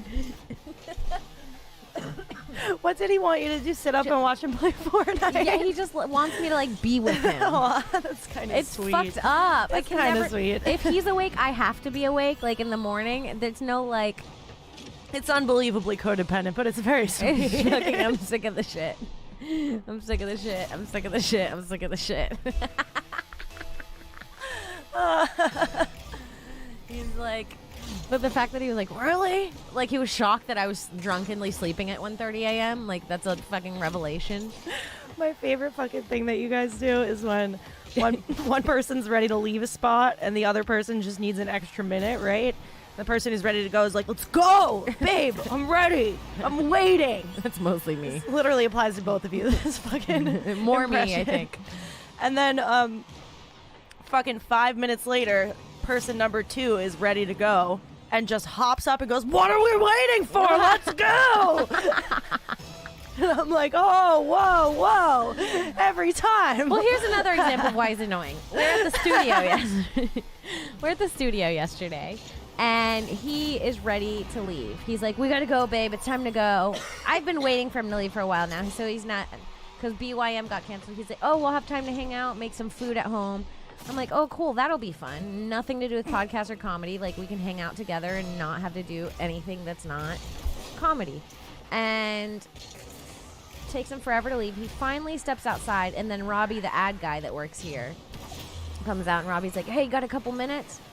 And I go, okay, Liz, I'm going to go wait inside since this is going to be a few minutes. He's like, no, don't go wait inside. I'm going to leave you if you go inside. You'd been trying to leave for like 40 minutes. I've been trying to leave for so long. Now my choices are to stand in the cold. They're not, by the way. taking impromptu meetings. Yes, yeah. He's just starting a meeting. And then Robbie's like, well, let's go sit in the office. So they're going to sit in the office, and I'm going to come in here. He's like, really? You're going to go back inside? So my choices are just to watch the meeting or relax and sit on my phone. And he's just upset. Yeah. That's crazy. I know. And then you came in, you sat back down on the couch for a minute, and he came storming in a minute later. We're going! Yeah. What are we waiting for? Yeah. But I've seen it happen in the opposite direction, too. It's my favorite thing ever. Yeah, we're both fucked up. Like, one day, they're going to be ready to leave at the same time, and then they'll get married. That's the day we get married. If we get married, Lewis will be late to my wedding. Yes. I have to tell him my wedding's an hour earlier than it is. You actually do have to plan that. Isn't that crazy? Very specifically to be like, listen, we're at the altar at 11, and then you're really at the altar at noon. 12, yeah. Yeah. Mm-hmm. Yeah. Because, you know, he's going to have 700 things to do that morning. Oh, my God. somehow. He's going to have a podcast he needs to put out. He's going to have to do fucking Believe You Me with Bisping. Harrington's at the tux store figuring something out. I'm like, you're getting your tux now? He's like, hey, do you know any websites where you can get wedding vows written? It's like, we're getting married in 20 minutes. Can you you're a writer. Oh, shit. That's great. I already know how this is going to go down. He's going to go to the wrong venue. He'll go to the wrong venue. Just somehow. You guys checked out a bunch There's of places. two Selma Streets. I went to Selma Ave. It's on Selma Street. I won't be there for 2.5. Just go. You know what? Just go without me. Just go without me. It's our wedding. Kim, are you trying to have a big, fabulous wedding? No. Really? I want a big party. Yeah. That's fine. Not so much a big What's wedding. the difference, though? I guess You want to get married physically in front of 4 people and then have 400 people over afterward? Yes. Yeah, I mean, I get that. Just not have all the randos of your life watching the vows. Is that the point? I don't know. get it. I guess I do want a big wedding. Yeah. I was trying to be I humble. was gonna say, there's no way this bitch is not having the biggest wedding. I don't want a big wedding. I just want like maybe 20, 30,000 people. You know, just like one step short of a royal wedding. Yeah, no. I do want an elephant. I always think about it. I'm like, where do I want to get married? Fucking home. I want a fall wedding. Near home is best. I feel like destination weddings are literally just maniacal. Oh my God, I just won't go. It's I've had a couple of friends have destination weddings, and I've been like, you guys are rude. I don't want to leave the country for a wedding. Do you know how much I need to love you to come to your destination wedding? Yeah. Holy hell. I don't want to go anywhere with anyone. If my sister was having a destination wedding, I'd have to think about it, to be honest.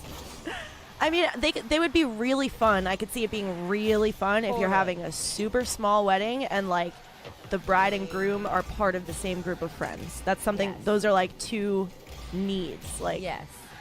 otherwise you're like, oh yeah, I'm going to fucking the Dominican Republic to see fucking Sarah marry what's his face. Like, you need to like know both people to go on a fucking big ass vacation for them. Yeah. I would like to have a nice summer wedding. Have you ever been on a destination wedding? Now I kind of want to go. Now that we're No. talking about it. Now I'm jealous. I'd rather take a vacation not during a wedding.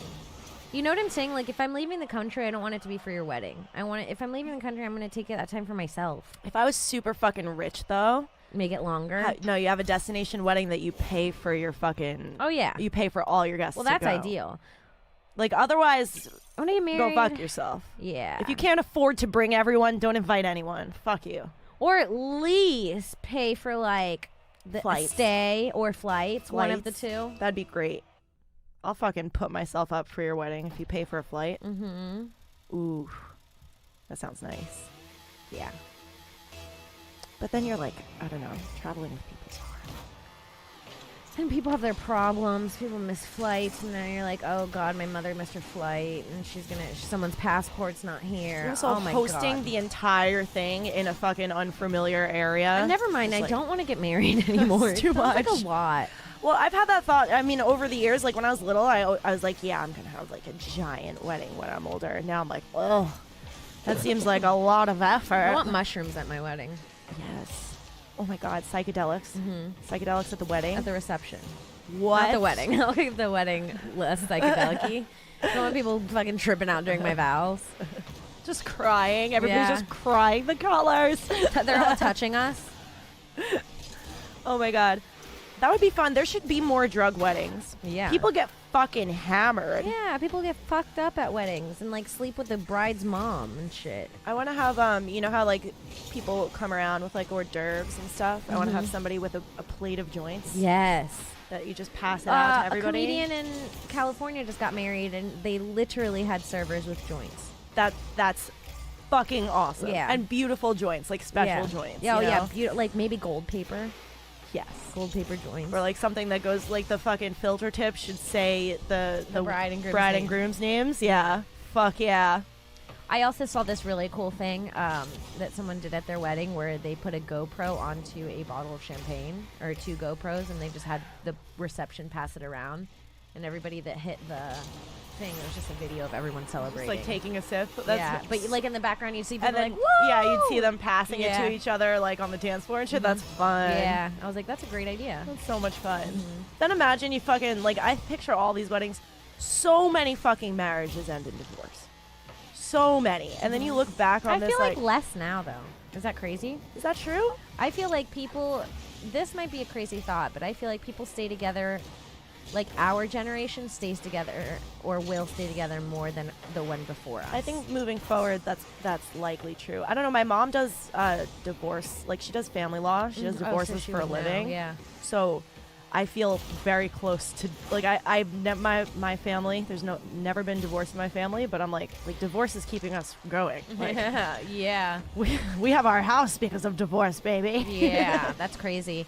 No, I feel like something happened in our generation where I think mostly women and men, but people just stopped like settling for what they thought they were supposed to have. I think people go out more for like, now we have social media, we have technology, you can find people that are into the things you're into. You know, like before it was like if you met someone that lived in your fucking neighborhood or if someone who knew a friend. True. Now you can go like, if you're like, I'm into like sticking my pointer finger in my asshole and like my other my eye in sand, you're gonna find someone else that likes that thing. Right. Fucking You know what I'm saying? accessibility to people is Yeah, like so I think a people huge are factor. finding more like soulmates or people that they're supposed to be with or more on their level because like it's just there. It's available to be able to find someone.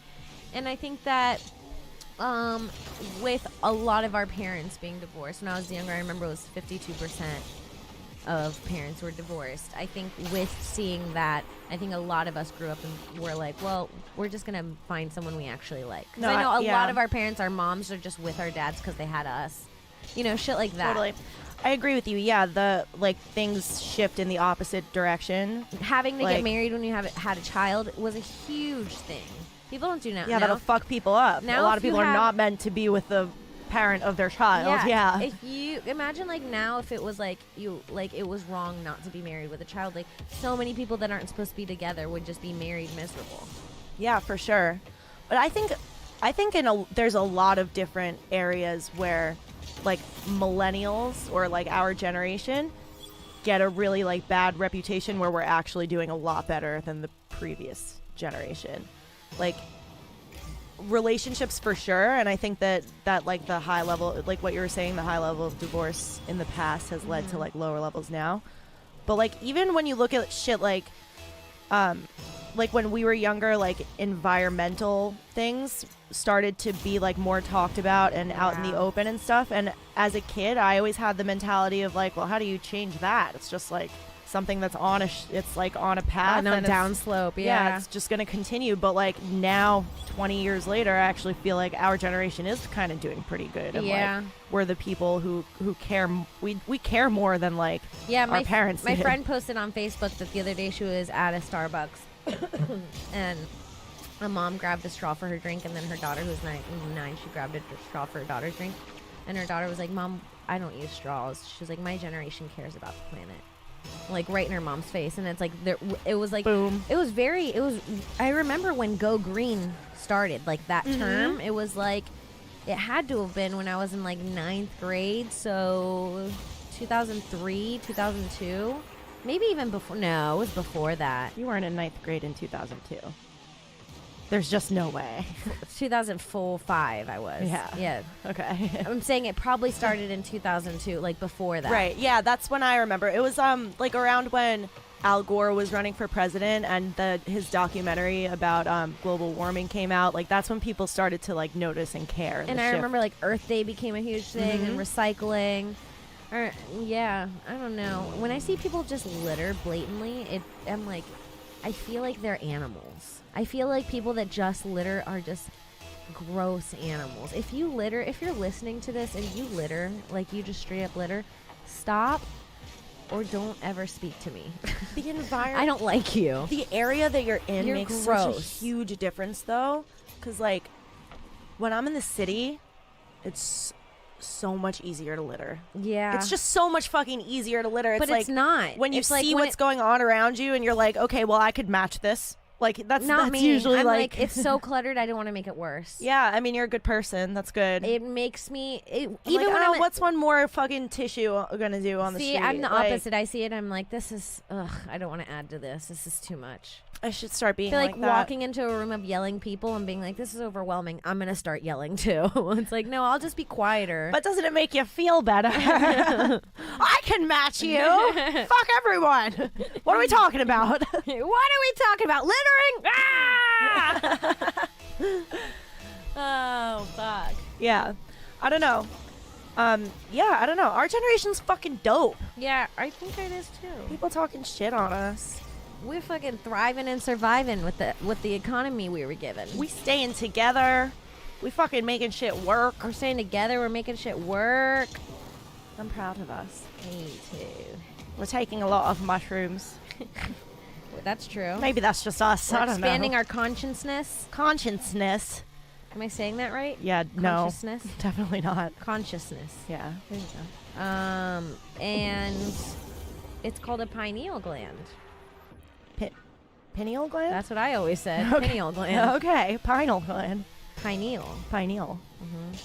What's the pineal gland? I don't know, but it was so funny because we were watching that documentary and I was like, they were like, it's the pineal gland. Wait, which one is it? It's pineal. Yeah, it's the pineal gland. And I was like, he said it wrong. It's pineal. And this is like, you're the only person in the world who will watch a scientist pronounce something and say that he said it wrong. It's pineal, trust me. Trust me, I know. I have one.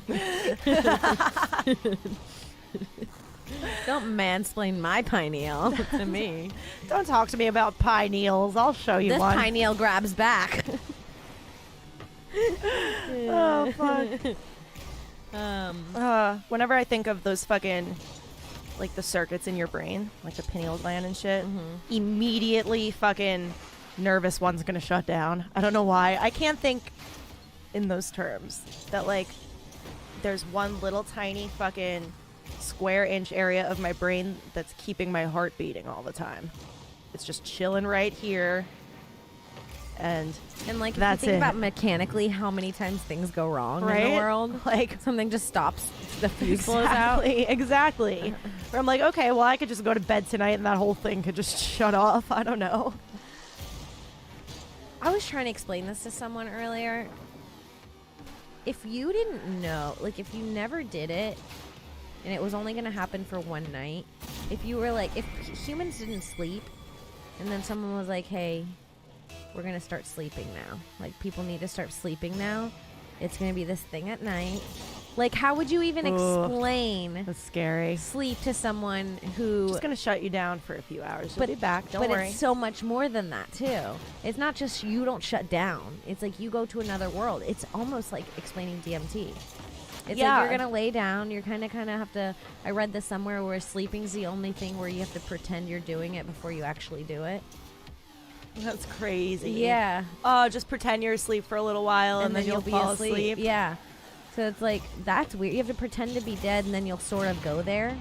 You know what I'm saying? That's like, weird, yeah. Sleep is a weird thing. Well, there's a connection, like, between just like the consciousness realm. So like when you take drugs and when you go to sleep, like there's definitely a connection there of like you see similar things. Like I've definitely been tripping and saw things that are super dreamlike, and I'm like, yeah, ooh, this almost felt like a dream. Yeah. Or like even just the feelings that you get where you're like overwhelmed with certain sensations in your dreams and stuff like that. Yeah. I haven't had a good dream in a while. Oh my god. Like I haven't been remembering them. I'm still at that beach, sister. Yeah? Every night. God damn. And some days I wake up. It's so funny because like just now I did it. I'll have a moment where I'm like, no, I didn't dream about the beach last night, and I'm like, nope. That couch I was sitting on with Lewis was at the condo at the beach. That was that couch. Yep. I was still there. I was just inside at the beach. You should try to figure that out. I need to go there. It's amazing. I wish you could come. You have to figure out what is sending you to this fucking beach every night. Maybe DMT will show me. That should be your fucking Goal. Like To find the beach. Set an intention of like, where is this beach and why do I see it every night? And it's like, I wish I could draw. I'm gonna make you want to do this. I wish I could DMT draw. now. I know. So I know. draw Being the able to beach. just be like, this is what it looks like right here from my mind. Boom.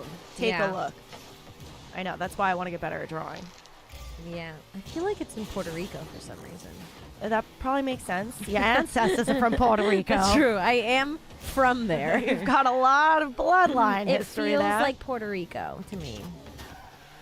Okay, well that's a nice small fucking area to find. to be finding. I'm gonna shit Google within. some beaches in Puerto Rico. Yeah, and you said it's like it's an island sort of thing. Maybe it's kind of off the coast. Maybe it's a small area. I don't know. Yeah. Fucking take a look. Yeah. But yeah, you should fucking do DMT and set yourself up to figure out what that is. Now I just want you to do it. But like, come on, how curious are you?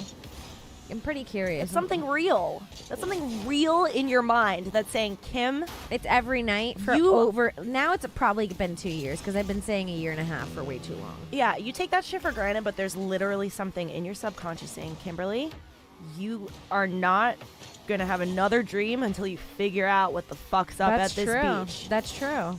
That's crazy. That is crazy. Like, that's fun. Like, what's going on there? That's fun. Crazy. And it's a condo on the beach. And it's a There's comforting water park. dream. It's not like you're like, it's a terror where you have to fucking figure out, I mean, like... and sometimes it's not great, though. Yeah, It's just of like, course. it goes day by day. Some days at the beach are great, and then other days I'm like, this is a weird one I had at the beach. So, like, you know when you're at, like a water park or a beach, the bathrooms are, like, the floors are always wet, like, from everyone in their bathing suits, like, gross. I was, like, in a gross bathroom. I was trying not to touch anything. And I look up, and this is at the condo on the beach, and a dirty, bloody tampon on the ceiling fell and hit me in the eye. No. So I spent my whole day at the condo looking for a doctor to test me for AIDS. That's terrible. And that's like terrible. such a bad, but it was still Holy at the beach. shit. You know what I'm saying? Like, But when you first get there, when you're in your dream and you're like, oh, this is that beach. there's no first getting. Well, Well, yeah. like when you first acknowledge, like, okay, I'm in this dream and I'm at this beach again, are you kind of excited? Like, part of you is like, this is familiar. Yes. I'm in this very Yep. familiar place. I'm very comfortable here. Yep. Because that's the sense that I get I know it. when I'm I at know that the beach boats in my there. dream. I can like, see the boats on the docks that I usually like. Sometimes we take them out for like a run. They're just always there with a key in them. There's just 2 boats, and it's like clear water. And like I've swam there before, where I saw a stingray and got scared and jumped out. It's like very real, where it's like. And do you then have like rough water dreams sometimes? No? Nope. The water's always calm. crystal clear, Okay, on my always calm. I have a beach dream. We talked about it, how I have a very similar beach that I was going to for a while. Like 50% of the time it'd be really rough waters where I was like trying to swim, trying to enjoy myself, and like you almost can't get back to shore, can't get out to the spot where you want to be. Yeah. I had one where my mom got stuck in a cave underwater at that beach. That's like fucked up. Like the water was so clear that we were like, let's go cave diving. This is one of the scarier ones I had at that beach. And my mom was like, okay, cool. So I dove and I showed her how to like swim in the cave, and she did it. And when she was coming back up, her leg got caught in the rock, and it was like her head was a foot below the top of the water. Like it was so close to just being able to breathe. So I kept going up and breathing, and then going down and breathing in her mouth. And then when I'd go up, I'd scream for help, but I couldn't leave her because she'd die. Mm-hmm. So like I just had to like keep screaming. You were just and stuck putting there air in her mouth. And she was like trying to push me away, like just go. And then I was frustrated with her because I was like, I'm fine. Yeah. I'm okay. Like there's no just go. Yeah. I'm not dying. Like, you're dying. If I go, you'll just die. And that's sort of like that frustration. I just woke up there. Shit, that's a scary one. Mm-hmm. Fuck. I want you to figure this out. Every night's a lot. Every night's a lot. Like when I had a recurring dream like that for like years, it was just so fucking obvious what it was about. Like I was going over this bridge that just kept getting more narrow until my car didn't fit on it anymore, and then I would panic, and then I would wake up. It was just an anxiety dream. Like yours is not an anxiety dream. It's just like It's life a almost. place. Yeah. Yeah, it's fucked up. It's like I'm living a second. I feel like I'm living a second life. Like, ooh, I read this in a Reddit thread one time, and it was really creepy. This guy said when he was a kid, he was having this dream that he was playing baseball with his friends. He was in the outfield, and he was having so much fun. He was like, this is a dream I had a lot, like me playing baseball with my friends. They were people I'd never met before, but they were my friends in the dream. And, like, they were reoccurring friends, which is a weird thing in its own. That's It's like really they're- weird to imagine people in your subconscious like sleep mind and then keep bringing them back up. And then he said his mom woke him up one day, and he like she just like accidentally woke him up, like, are you sleeping? And he was like, oh yeah, I like woke up from his dreaming, and so she's like, sorry. And then he went to go try and go back to sleep, and he woke up in the same dream. Like the dream continued, which people said that's happened to them before. Only once or twice to me, but that's crazy. But when it he happens. woke up, he was laying on the field in the grass, and he was looking up all his friends, and they were like, dude, where'd you just go? That's weird. That's weird, right? That's really weird. And they were like confused, like, where'd you just go? Like what? Like he just disappeared for a second and came back. That's weird. Look Look at mine. know. That's the best. It's fucking creepy. So fucked up. So like, yeah. So when I go there, I feel like I know the hotel, I know the park, I know, like, I just know it. I'm very familiar with the place, and I'm very comfortable to the point where when I was first having the dream, it was so enjoyable that I would, like, during the day, became a problem because, like, I'd be living my day and I'd be like, I can't wait to go sleep tonight. Like, yeah, just thinking about like going back to that spot. Yeah. And I'd be like eager for nighttime to come. I'm like, that's kind of scary that I'm like excited to be asleep. Fuck, the concept of having fucking dream friends is freaking me out. It's like, first of all, I've heard that any like face that you see in your dream is like something. It's like a people who you've seen on the street in your life or whatever. Your brain just like stores those files to bring them up as like phantom people in your dreams. I believe that. Yeah. So, but then who are those kids? You know, like. But that could just been kids he walked past. Like just kids you every day at school, and they were just background. You know how like your background life people. Yeah. That you just somehow they're on the same walk every day, but you haven't noticed, and it's been 3 years, and it's like that person's in your dreams because you see him. You're just not actually paying attention. It's crazy. That's weird. It's fucking weird. My dreams always start out with me. A lot of the times at the beach, it starts out. Well, this is sort of how I fall asleep, is by imagining me on a surfboard and the water's clear underneath me and I'm paddling. You know what really fucking resonated with me? This is crazy. When I saw that scene in Moana, do you know what I'm talking about when she's a baby? See Moana. Okay. I only know all the music from it. I mean, it is like when I saw the scene in Moana. I wish I could show it to you without being. I wish we could pull it up so I could show it to you, and it's not just us looking at a clip. It is like the water that she's in is so familiar for me, and like the situation and how weird it is that the water's like working with her. It's like a weird thing where the water and her are like a thing. Okay. Is the movie. It's like she belongs in the water. Like she's like a water chick. That's the movie. Okay. And kind of like Frozen, she's in a She snow shares bitch. the energy with the ocean. and Yes. okay, yes. I get it. And it was like, so I always imagine myself paddling out in like really clear water, and you could see like fish and turtles, and like it's like beautiful, like blue. And then shit gets crazy, and then I get a tampon in my eye. Damn that tampon in the eye. What a dirty thing to dream in a beautiful beach, right? Yeah, that's fucked up. It's fucked up. And it hit me square in the eye, and it was all like all wet. Ugh. And there's like blood on my face, and I was like so grossed out. It's one of the worst things ever, to the extent that when I was trying to think of would you rathers for us for this week, I told you I came in with only half this week, and I was surprised when you mentioned a bloody tampon already today, because my would you rather would be, like, my half of it was going to be to swallow a dirty tampon. Whose? My own? No, somebody else's. Or mystery. Would you rather swallow a dirty tampon? Mystery dirty tampon, which is worse than knowing the person. Like, I would rather fucking swallow Shannon's dirty tampon than a mystery dirty tampon. Like, yeah. like, you know, like, it's just way better than, like, it's not knowing the person's the worst. Is it disease-free, though?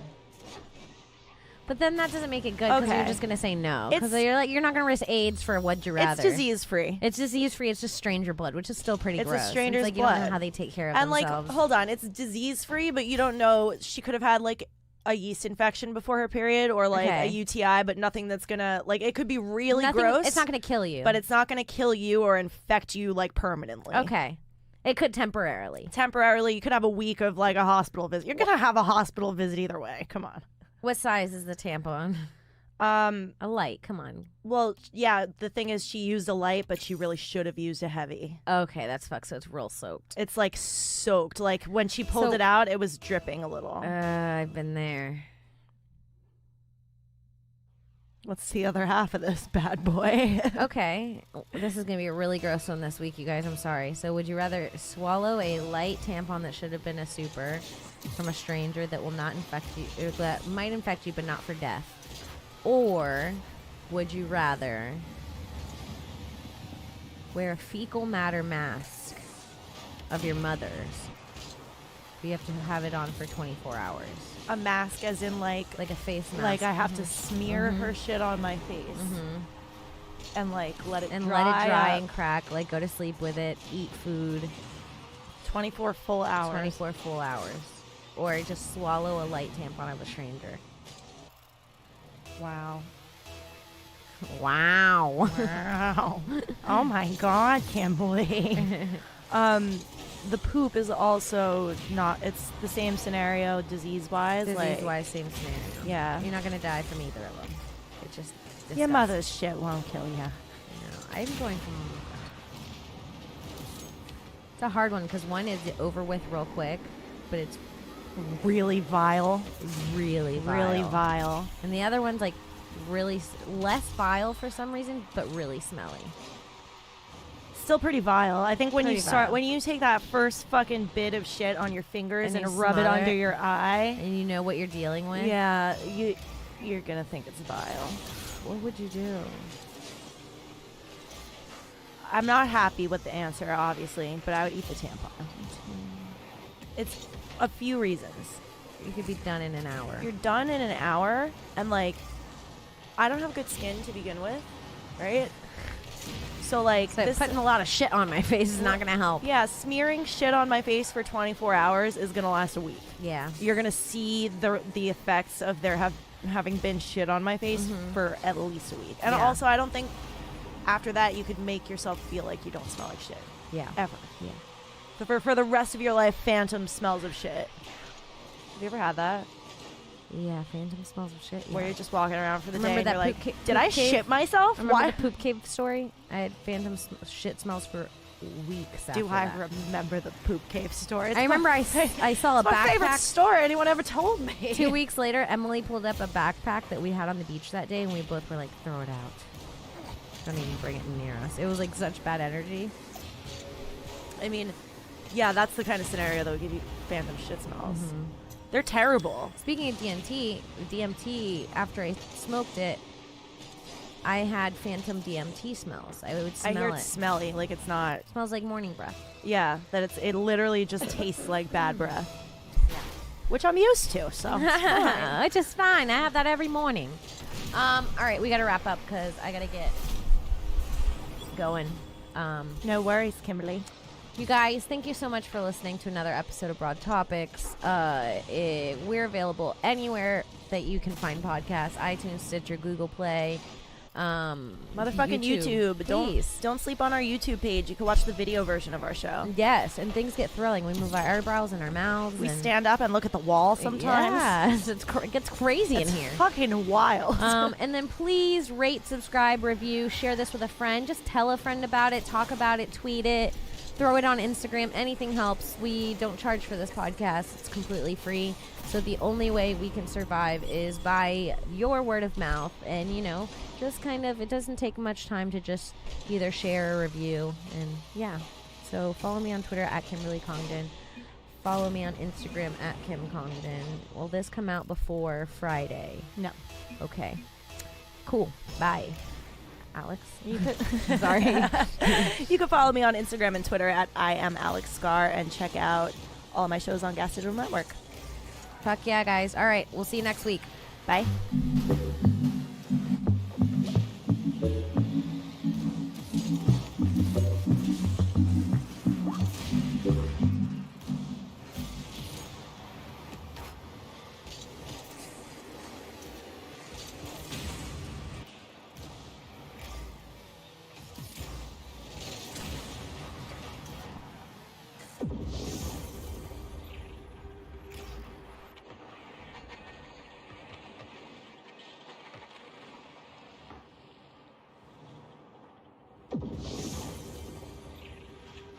Alright, we'll finish out this game and then at the end of the stream here.